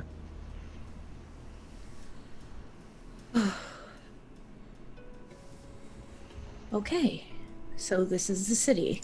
This is going to suck. This is the city, and it sucks. But to be fair, a festival does sound fun. I wonder what they're celebrating. You have no idea. Oh god. You heard them kind of talking about it. And it didn't sound like they knew what was happening quite so much. So you're not quite sure. So where would you like to go? The Festival of Salazar. The Salazar. Of the Salazar. Of the Salazar. Oh, it's the Papadopoulos party. Mm-hmm. However you said it. Papadopoulos. Yeah, Papadopoulos Papadopoulos. party. I'm going to head towards where the celebration is, but I'm going to stay on the outskirts of it. Sure. Very easy to find, as there's, there are torches are being slowly lit throughout the streets, but there is a very large light source coming from several blocks down. And the all that laughter and yelling and stuff that you heard walking up to the city is definitely coming from there. So you're able to you walk through the streets and you see several people walking the opposite direction where you're coming, and they just look, it's not very customary for Broadreach elves to drink, let alone and drink to the point of intoxication. So you just see these people that are falling all over themselves and can't walk straight, and they're laughing at someone saying poop, and you're just like, why? What is? I just wasn't expecting that. Jesus. Are these just are these humans are they sick? Are they experiencing a curse of some sort? Maybe they're cursed kind of like you, and they also need a cure or something. They've got the sickness. And as you keep getting closer, the noise picks up, and it's almost uncomfortable for you, being as you're so used to the quiet that this kind of it's a racket at this point. It's people have turned the speakers up to 11. There's several wannabe bards playing, and they're all playing on top, they're playing over each other, and there's just but to the humans, and you're kind of at the outskirts of this festival now, to the humans it seems like they're kind of able to navigate this well. They are able to tune in and sing along with one bard when there's literally another band 10 feet down the road playing a completely different song, melody, tempo, lyrics in a different language, but they're able to pay attention to this one guy singing a song. It's weird, but somehow also amazing.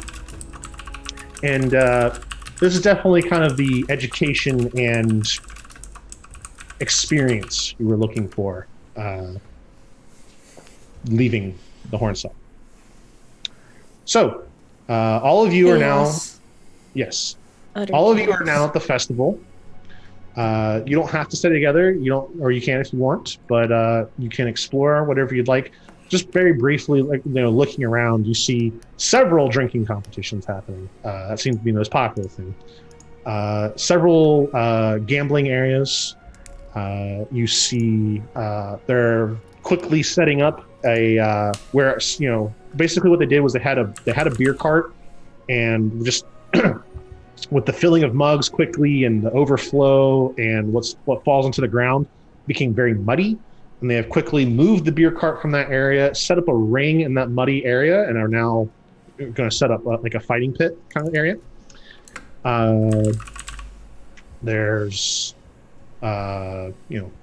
backroom deals going on. There's people singing and chanting. There's people doing feats. They're shooting bows and arrows. They're throwing daggers. They're pretty much anything you can think of is happening. There's people betting on you see like a wizard necromancer in the crowd, and he has raised up several crawling claws, which are just think of Thing. Yeah, Thing from the Addams Family. There's they have several of them, and they're racing them. There's just all kinds of crazy stuff happening. Where would any of you like to go? Or do? Susa is interested in this drinking competition. She has seen it once before. Okay, Susa's going to go to a drinking competition. I will be following Susa to the drinking competition. Gar and Susa are going to walk together to the drinking competition. Yanae, you said food? Okay. Lamalthun and I'm running these names. Hold on. Terhana, either of you like to do anything, or are you kind of just watching generally the crowd? I kind of want to do Fight Club, but the first rule of Fight Club is you don't talk about it. That's true. And you look around, like the first couple of people that have set up, because it's always the first people that set up the fights are like the little scrawny, like 16 to 18-year-olds. They're like got something to prove, and so like they're fighting each other, and like they're settling you stole, like you used the better pick in the mine like yesterday when I clearly called it. Yeah, fuck you. No, I called it 3 weeks ago. Like they're settling petty disputes like that. Mm-hmm. So you're able to, if you want, you can wait until the more serious fighters approach the ring. But right now it's kind of just like, if they saw you approach, they'd all scatter because they're just like, well, I'm not fighting her. She kicked my ass. But like, I kind of want to be the first one in to like build up this long reputation of like being 15, 16 fighters in. If you want, you absolutely can do that.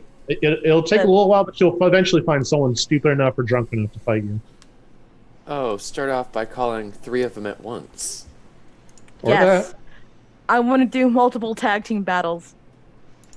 Like, okay, so 3v1. All right, so you're going to fight? Yes. I double check with Susa to make sure she's okay. And then she's comfortable she's walking with Gar. You see that she's walking with Gar, and after getting a beer or two with Gar, it seems like someone who's gonna not maybe not lay down his life for this person he just met, but if something goes down, he's not gonna let anything bad happen to Susa. Yeah, as long as I'm I see that my friend's comfortable, then I'm like, okay, I'll fuck some shit up. All right, Malfin. Bring it, humans. Just kind of chilling for now.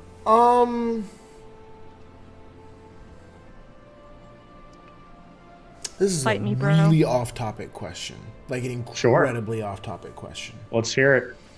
Is there any sort of historical or record society or relics place that would be in town right now?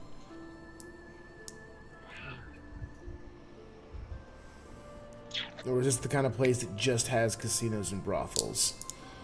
There might be. You haven't been in town long enough to kind of determine if that place would exist. Okay. And even if that place did exist here, they would for sure be closed right now. This has kind of, the festival of the Salazar has grown to the point where, like, everything's closed and anybody who's anybody is here. Okay, I got it. Okay. Then, in that case... Bob's Britches and Baubles won't be open till tomorrow. Well, I ask only because if there was something to break into right now, it seems like a good time. But, yeah. In that case, I think I'm just going to crowd watch, honestly. I don't really... Okay. Yeah. I'm just going to bounce around. And I'm not even, like, partaking in that much drinking, actually. Okay. All right. Gar and Susa, we'll start with you two. You walk over to one of the beer tents that's a little bit larger, and they've set up some long tables, and they're organizing a drinking competition. And they see Gar approach, and I'm just like, all right, Gar. Yeah, you probably go pretty far. And then they look at you, Susa, just like some of the people are kind of just like, like they're too drunk to care that you're not a human, but some of them are just kind of like, and they're just like, can they, like, is it cheating? Like, can they get drunk? Your entry fee's double. Gar looks at them and just kind of does the with me. Just like, Gar. And I give the regular rate. This isn't some secret ringer, is it? I give the regular rate, and I look at Susa, and do you even know what alcohol is? I've done this once before. Once, guys. There's a sigh, and they're like, fine, regular rate. I put the coins in for both of us. So when she sits down at the table to get ready, she'll ask, is this the game for speed or for quantity? Ooh, that's a good Yes. question. I'm glad you asked. They go, well, look at this one. Seems to know their drinking games. All right, ladies and gentlemen, as everyone's kind of has taken their place at this long table, this here is last man standing. Oh, no. When we say drink, you drink. If you can't finish, you're out. The last one standing gets half the pot. The other half goes towards funding this wonderful festival each year. Each year. All right. And they, there's like, they have a team that just like pours out real quick and slides them all down the table. And they just start pouring more and more. They're like, all right, drink. First one goes down, you both do it, no problem. Drink. Second one goes down, no problem. Third one goes down. Fourth one goes down. Both of you make Constitution saving throws. Yune, you're looking for food. What kind of food are you looking for? You just going to follow your nose, or? Following my nose. All right. Okay. So sorry. Oh, I will be looking for familiar foods, but at the same time, not afraid to try something new. It's the people I'm cautious about, not the foods. Sure. Okay. Give me a survival check. See what kind of good food you can find here. All right, what'd you guys get? I was gonna say, is the inspiration for advantage The inspiration is for a D6. a D6? Would a D6 help me when I rolled a 5? Actually, this is just the first check, Okay then. so it's not going to be a very high check. You have to pass. 11. 11. Okay. Susa will stick with her 13. Okay, Susie, you're fine. This alcohol you're drinking, it's not particularly good. It's not bad. It's not like, this Constitution saving throw isn't for it being bad. You need to like puke. It's just, the alcohol itself. You're drinking it's lower mid tier beer. It's not my ale. Yeah, no, it's not. Yeah, it's not. This is not dwarven made finery. You rolling a d6, Gar? Yeah. Okay.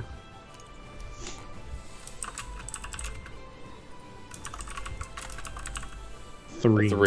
For a total of 8. Lucky for you, that was the number we were looking for.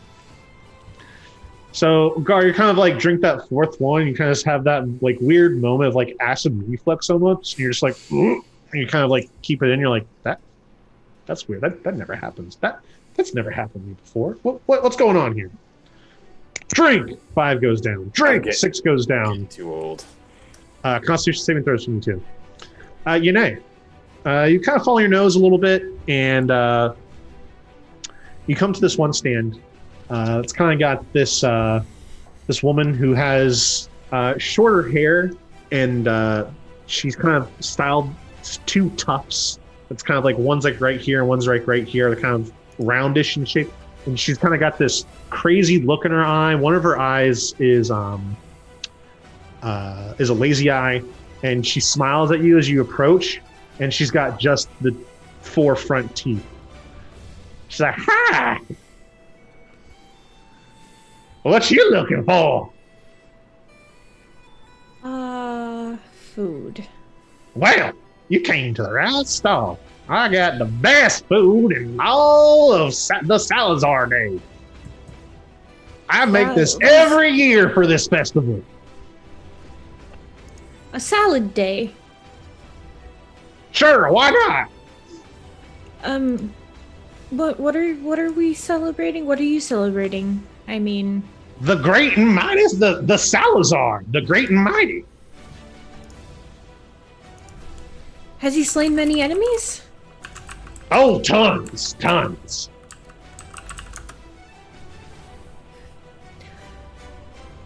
All right then. I will also celebrate.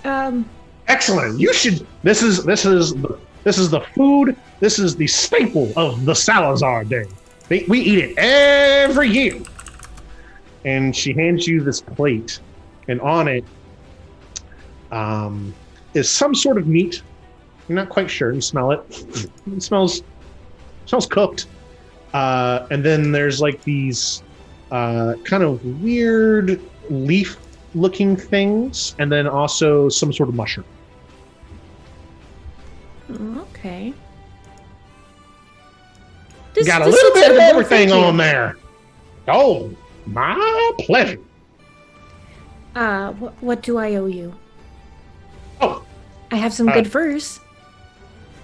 oh, you barter.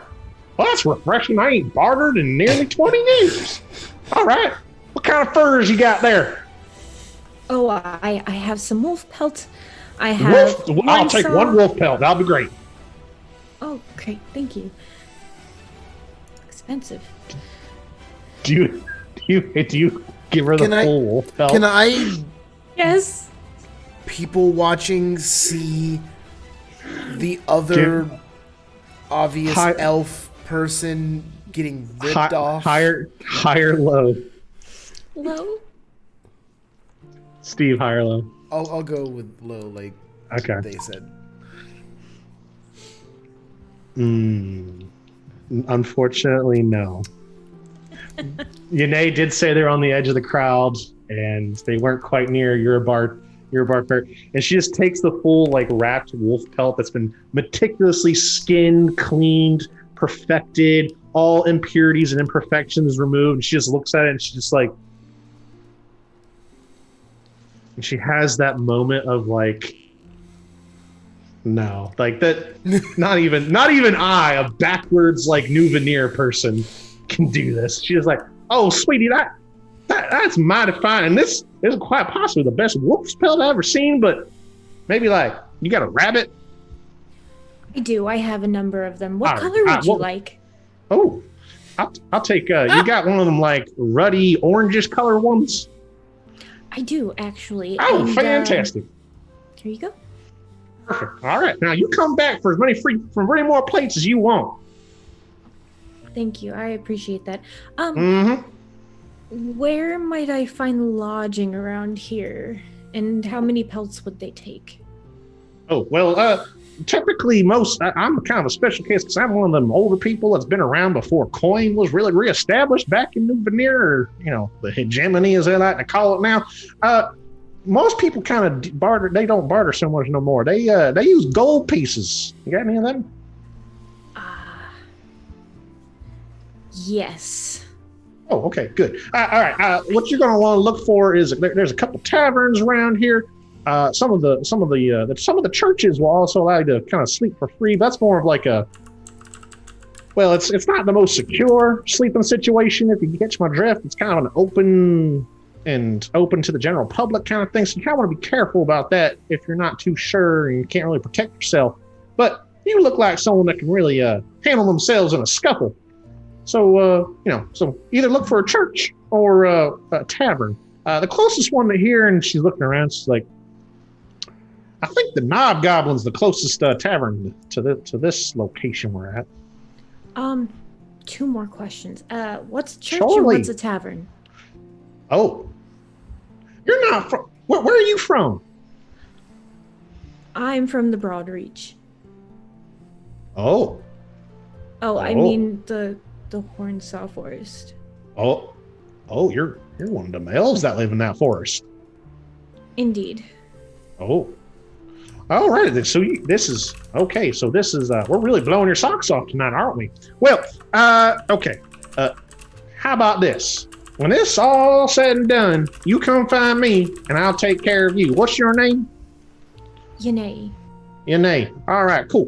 My name's Muriel. You come find me when this is all said and done, and I'll show you the way. I appreciate that greatly.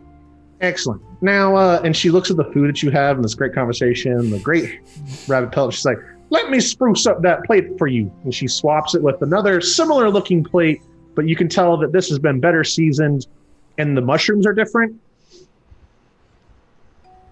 Thank you. All righty.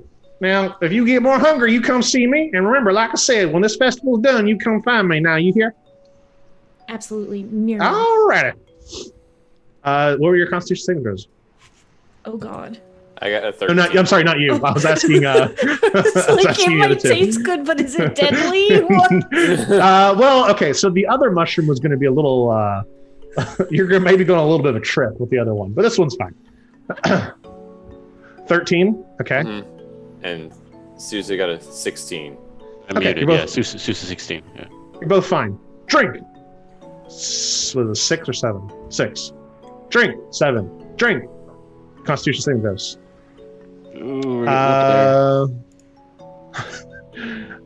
Oh, we both did poorly. Uh-oh. Yeah. Tirhana, you walk over to the ring.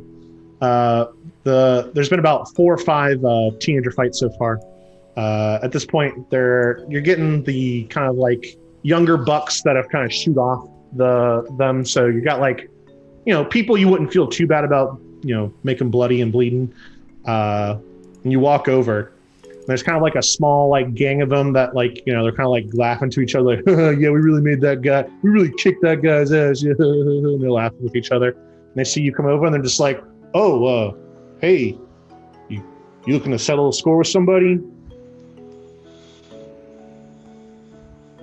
No. Okay, cool. We're just making, this ring, it's all yours. And they kind of like step to the side. Perfect. Thank you. Okay, so you have the ring. You have the ring to yourself now, and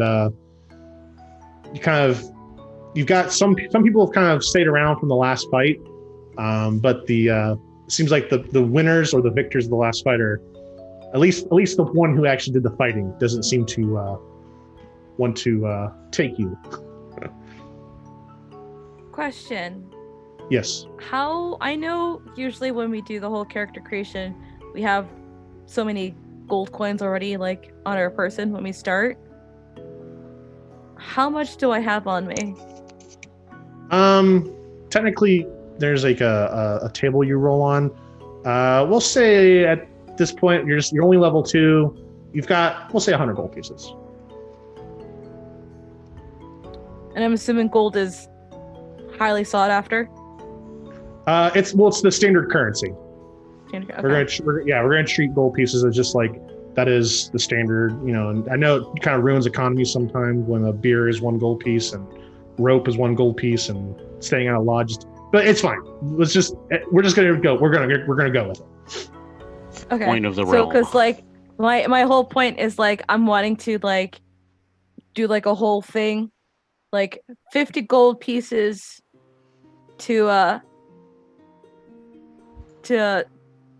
anybody who thinks they can fight me.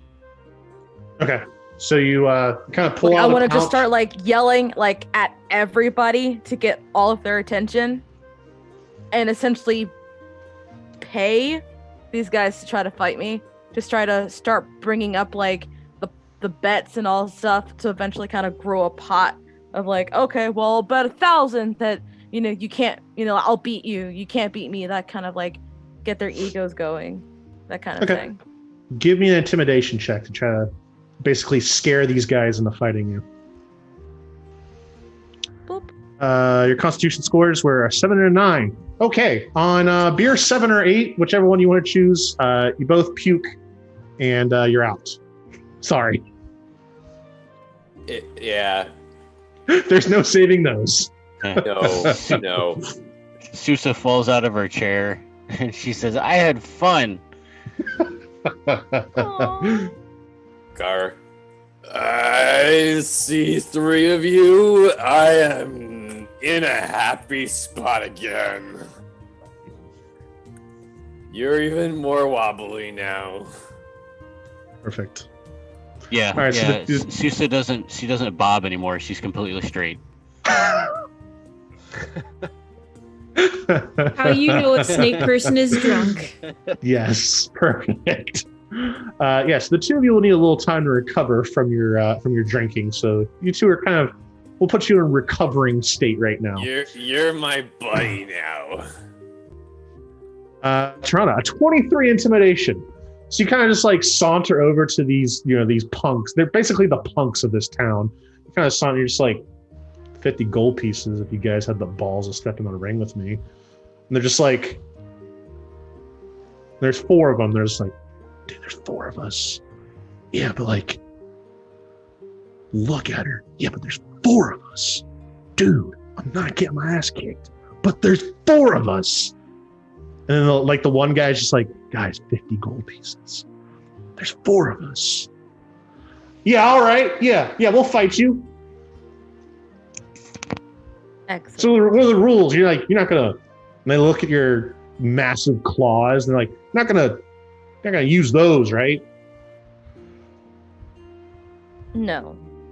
All right, cool. Fist only. Excellent. All right. And like one guy like takes his dagger out of his thing, and he just sets it to the side. All right. As these are just young lions to you, give me an athletics. I assume you want to rage for this as well. Yes. Okay. Give me an athletics check at advantage, because you're not even really going to need to attack roll these fools. Boop. Aww. Advantage, come on. There it is. 20! All right. With a 20, you just like, they very cautiously start to circle you, and it's one of the, very much like the footsie's kind of beginning of any fight where you're both kind of filling each other out and, move in, move out, and very much like a boxing match start. And then, they kind of they set up like a cross around you where they can attack from all 4 corner directions. And then it's like, all right, cool. And they finally feel confident enough to, they all kind of approach at the same time. And you're just like this whirling dervish Tasmanian devil. You just spin around and just are able to kind of just, one elbow comes down on a head, crack, that guy goes down immediately. You pick up one, like almost Kalima chest this guy, pick him up, and you just use that guy to beat up another guy, and he goes down, and then you just spin on the 4th guy, and he hasn't even had time to react, and just like run. And he tries to run, you just reach out, chase him down, grab him by the scruff of the neck, sit him down like that, and then just kind of like backwards, like fall on them. And you just hear the guy just go, and you hear like a rib crack, and you just stand up. And like there's like 10 people that were kind of interested in this, and then like some people were just walking by. Everyone's just like silent. And everyone just immediately goes, "Holy shit! Oh my god!" And everyone's like freaking out. See people of like World Star. Like everyone is just freaking out, and it's just like, "Holy shit! We gotta get someone to fight her." Holy! And there's like more and more people, and like there's like no real true fighters in this town. Like it's a city of drunks. So like more and more people keep entering the ring and to fight you, and it's like kind of a similar thing. Give me another athletics check at advantage to deal with these country bumpkins. Got a 21. 21's probably going to do it. Let's see if you get a natural 20 just for the extra show. Nope. Okay. Nope. We'll take Complete opposite. Well, the 21 just very easily, just like once again, more of just like picking up people. You pick one person up with both your arms. You just throw them out of literally throw them out of the ring. And people are like, the more and more crazy and ridiculous your fighting gets, you start to notice that more and more people are just like, holy shit. And like you're bringing this giant, massive crowd around you. And eventually at one point you just start hearing chants of Pieter, Pieter, Pieter, Pieter, Pieter. And you're looking around like, who's Pieter? I don't care about no Pieter. And you see the guy from the funeral, the massive mountain man, just like standing jumps over the makeshift fence they set up. Sup? I heard you like kicking ass. So do I. Then try to kick mine. Sweet. How much you want to put on this? How much you got? He slams down clearly the money he made from his forestry, about 100 gold pieces. So Tirhana has a bonus to her next roll from the TWAM. oh man. Thank you. So he slams down 100 gold pieces. Big money, big talk. I match your bet. Let's do this. The two of you, what's your name? Hold on. I got this. Don't tell me. I know the names. That one guy. Lamalthun. You're kind of sitting there, people watching, chilling. You notice that the new friend you made, or friend, there was a little tense at first. The Manticore, Tirhana, is kind of scary, and you're like, okay, all right.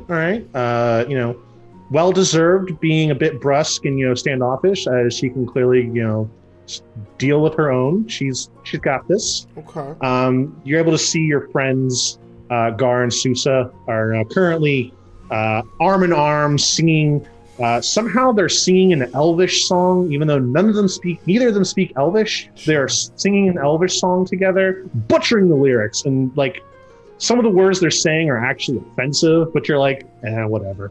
And you're kind of like, the city isn't a total loss. Maybe I'll slip away here in a little bit. And it's at that point, the woman from the funeral she's taken off her dark glasses at this point, and you see she has these very dark blue eyes, and she just kind of looks into you and she's like, well, hello, I saw you at the funeral and I heard your song, and I must say it moved me.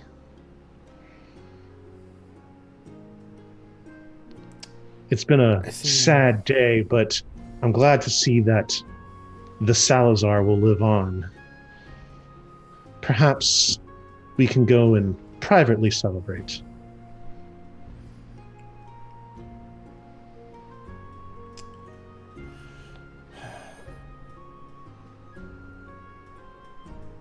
I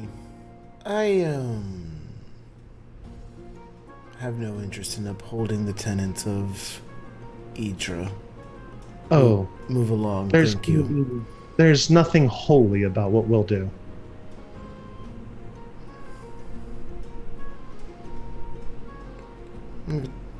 Look her up and down. And kind of look into She her returns. eyes. She returns the up and down look. No.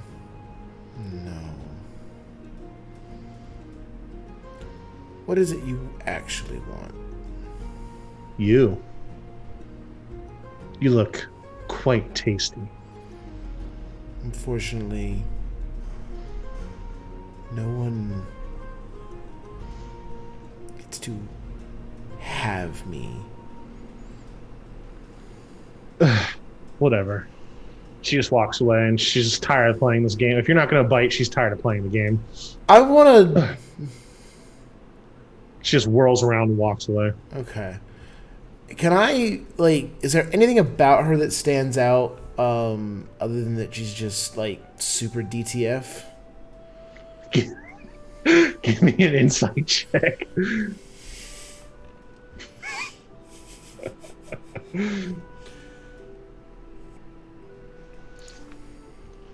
Oh, sorry, I was still in build mode. Haha, insight. 13. 13. Nothing what she says kind of gives off as like telling, or just it just seems like you said, she's just super DTF. Okay. You do notice though that there is a nice little tan line on her left hand ring finger. Left hand ring finger, tan line. Interesting. I will take...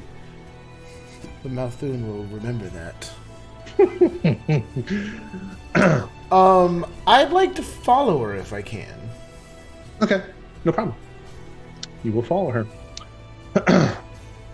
As unnoticeable Sure. In Sure. the crowd. She's not worried about people following her, so you don't even make a stealth check really. Like it's very easy to follow her without being obvious. Okay. And with this being a very large festival and lots of people, like, no problem. Okay. Trahana, Yes. you and Pieter start to circle each other, and there's a shout from the crowd, and people just kind of go, wait, hold up. And this older gentleman kind of walks up, and he hops up on the fence, the makeshift fence, kind of in the middle of the, like if you were to draw like a perfect semicircles of this circle, he kind of sits in that line, that diameter line. Mm-hmm. And you can see he's missing a leg actually, and there's a kind of a makeshift piece of wood there to help him kind of hobble along the streets. Alrighty then. This be a fair fight. No swords, no daggers, no hidden blades of any kind. And there's a wager I heard placed on this. 100 gold pieces each, so 200 to the victor. Now I want you two to enter, shake hands, and fight. And Pieter comes to the middle and he holds out his arm to shake hands. Trahana kind of like stands there for a second because she's not used to this human custom, and then she just kind of like moves forward, like Ten's kind of like, is this gonna be like a cheap shot? And she just kind of like stands there and then slowly offers her hand, like, am I doing this right? He firmly grasps it, moves it up and down. You're kind of like a little limp because you're like, your hand's a little limp because you're just like, I'm not sure what you want to do with this. So he grasps it firmly, moves it up and down, releases it, and then he kind of goes into a fighting stance. All right, close enough on the handshake. That was a bit weird. All right, then. 3, 2, 1, fight! Ding, ding, ding! Give me a quick initiative. Okay, quick initiative roll, quick. Quick initiative roll. I got a 9.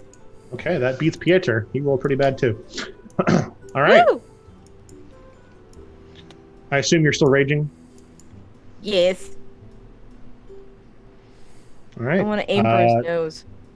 Give me an attack roll. Okay. Now, would I roll this as my bite claw attack? Yes, because basically it's the same as the bite claw is the same as like an unarmed strike. So yes. Cool beans. 23 to hit. Holy shit! Yes, that hits. Roll damage. 4. Or piercing. Or slashing, I guess. Be bludgeoning because you're fists. I know it's a slashing, piercing, but I assume you're not actually like going to claw him. No, I don't want to get arrested for attempted murder. So you just come in, and then you just come in low, and you just almost Karate Kid sweep the leg him. You just bring your leg around, bring it right on his knee, and you hear a bit of a crack. And he's like, "Oh!" He will attempt to strike you back. It's cocked. And he will miss horribly. And he kind of just comes in.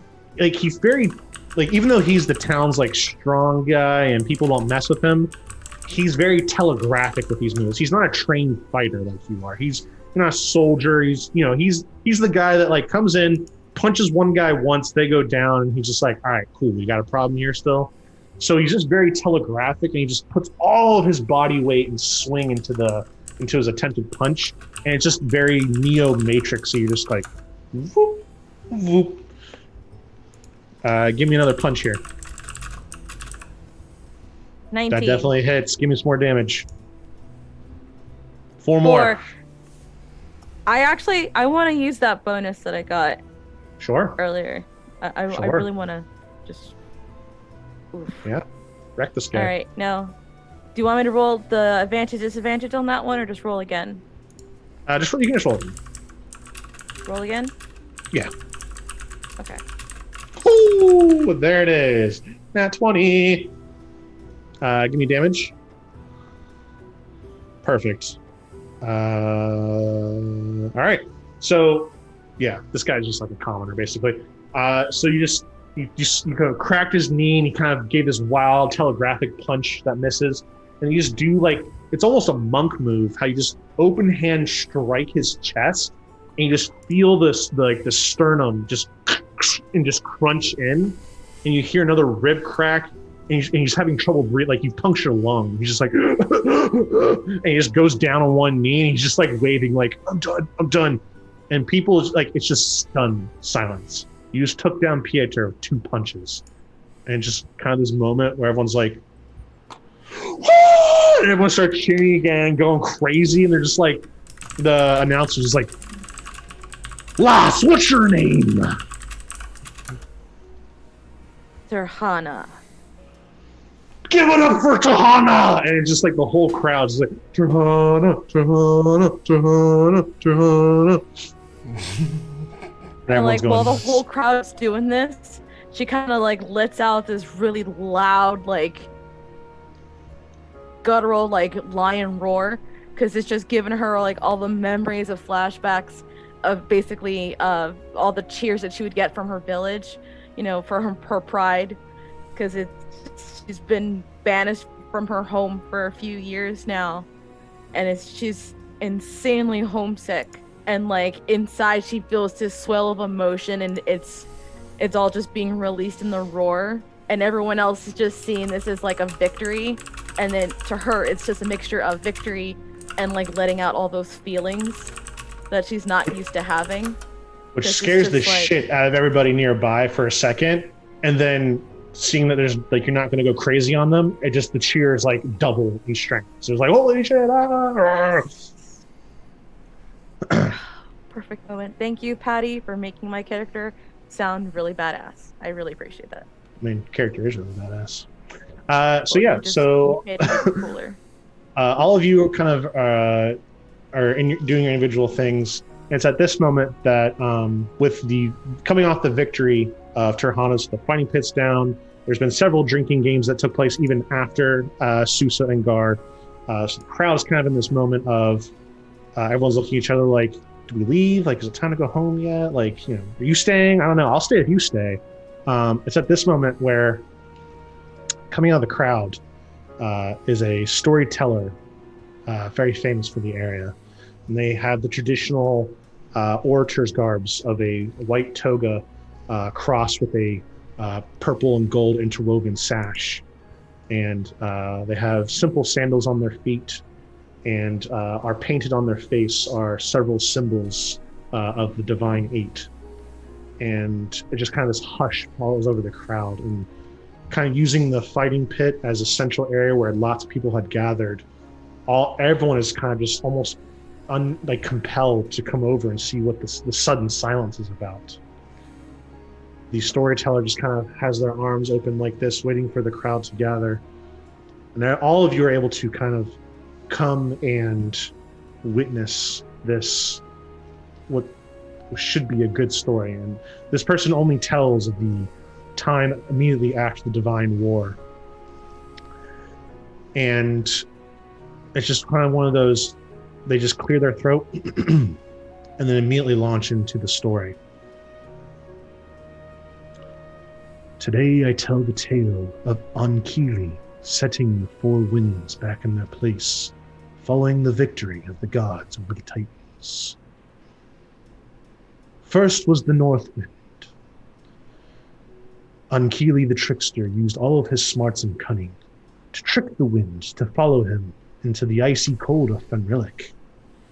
It was there the wind was so slow and so sturdy that he was able to subdue it, and thus was born the Northern Wind.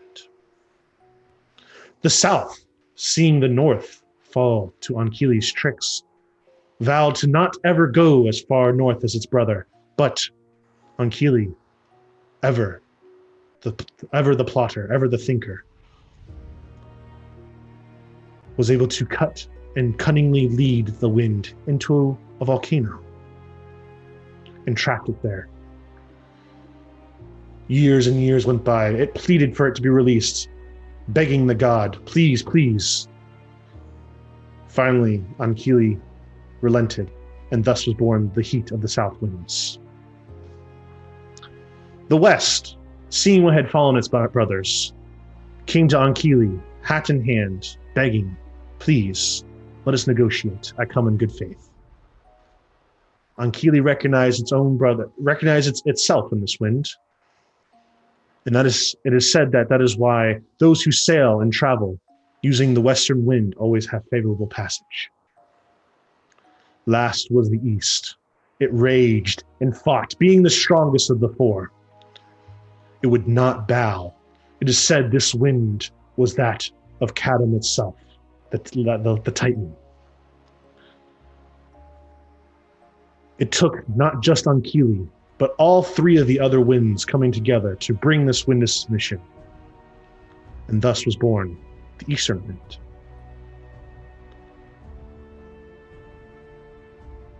The narrator, you can tell, is coming to the end of the story. And as he does, rain starts to fall. Light at first, but it picks up a little bit.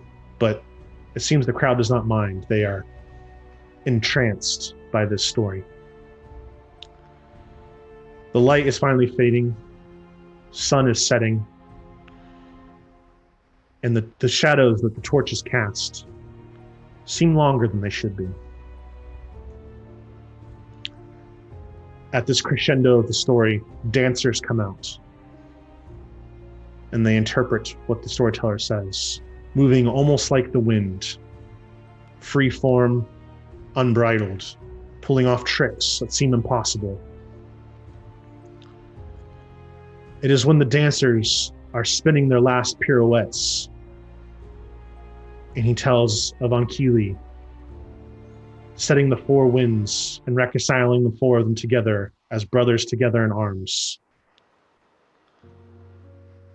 That a lone figure starts to run out into the middle of the crowd, of the middle of the area where the storyteller is. They're running as fast as possible. And it's not until the last moment where an arm is raised up and there's a blade in the hand that comes down upon the storyteller. Chaos ensues. People are screaming, shouting. People rush. I assume all of you rush to this person who's just been attacked. Oh, yes. It takes a moment. Blood everywhere. Multiple stab wounds in the storyteller. He's gasping what you can tell is his last gasps. You move the figure off, subdue them. Others that have joined you with their makeshift weapons and just the move of the crowd finally cut this figure down until both are now dead there. Torches are brought over, as this area had been mostly dark, to set the mood for the story. The town is able to identify the storyteller, and tears are shed. The other body is flipped over as it was face down in this muddy dirt that had been caused from the fighting in the rain.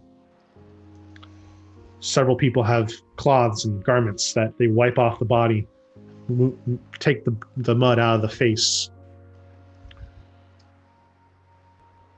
The four of you that were at the funeral are in shock, as the face you see is that of Salazar.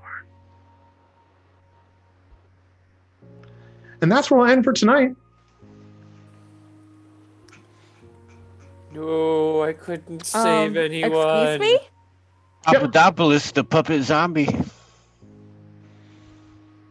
I Patty, Yep. come on. Yep. Okay. And I don't have Ray's dead. And now we must leave our adventurers as they contemplate their next steps and how they will continue to navigate the perilous world of Skarn. We'll have to wait until next week to see what happens. It has been a pleasure telling the story to you, listener. We hope you enjoyed what you saw and heard as much as we enjoyed performing it for you. Let's hear from our players now. Once again, your name, handle, character, and where people can find you outside of Vorpal Tales. I am Dwayne. You can find me on the internet at Made of Kimchi, and tonight I played Sousa. The next time you will see me is on Tuesday for Scion. Masks of Mythos, yes. Hey everybody, I'm Ever, and I have been playing Yinei. You can find me again on, what's today? Today's Friday. You can find me again on Sunday evening playing Call of Cthulhu 7th edition on the island of the mysterious fogs and mists, and we're heading right into the doom.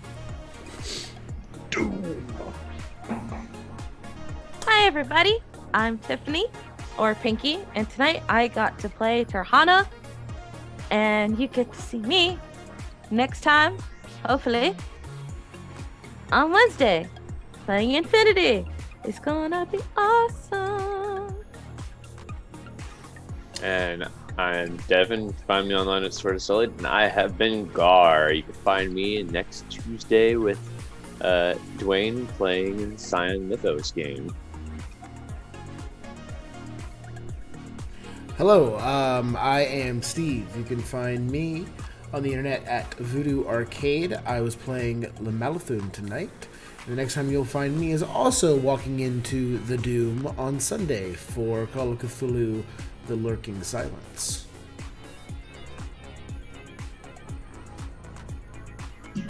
Perfect. That's everyone, right? Thank you. I have been Patty Shakes _ and it'll be another week before you'll be able to find out what happens to our lovable rapscallions. But in the meantime, I encourage you, please watch Vorpal Tales' other shows, which include on Saturday, Deviant: The Contagion. The name of that game is The Renegades. That's Radiation Burns. Next Saturday. Yes, sorry, that is next Saturday. Yes, you were right. Monday. Not today, the 9th. Yes, the 16th. Sunday, the 10th. Tales of Terror and Detonation, Lurking Silence. Monday is our cyberpunk game, In the Image of Man, made. Tuesday we're starting a Kickstarter for Onyx Path, Scion, Masks of the Mythos. Wednesday is Infinity. Thursday is Kimchi's Grimdark Chronicles, Grim Hollow. Search of Sanity, Session 2. Friday, same place, same time, here will be Scarred Lands Dracogenesis, this wonderful, amazing game. So that's what's coming up for Vorpal Tales. Now, for the true fans, we shall vote. Our players will each nominate one other player, but new to Vorpal Tales, you, the audience, can vote for your favorite player. We shall tally the votes in chat after we sign off and award our players appropriately. So, players, nominate someone you really enjoyed tonight. Sousa had made some fairly nice friends this evening. However, I am going to vote for Steve for two reasons. One, because of the cosplay that freaked me out when I logged in. And two, because he rolled with Sousa's fear of people. And with an understanding. Yeah, I think you'll find Lamouthen can very much identify with that, so that'll be interesting. Thank you. Oh, sorry. I too also am going to give it to Steve because that is a awesome freaking cosplay. So freaking proud of you and your most intricate face paint yet. I am 100% living for it. Thank and yes. I am going to give my vote today to to Devin. Your character was willing to do things in the name of worshiping God, even if it's not his own. In service for Idra.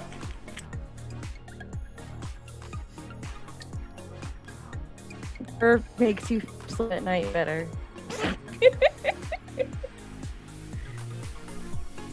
Do you want to go Devin or me? Oh no, you. Okay. Jeez. I want to give it to everybody, but I don't do that. So I'm going to give it to Dwayne tonight. Two reasons, very quick. One, really getting across Sousa as a character to what I felt like, at least, very quickly and like very concise ways. Like you played the character clear enough that I kind of got what you're going for. I think, at least this early on. I'm sure there's road bumps and twists and turns along the way, but more so than that,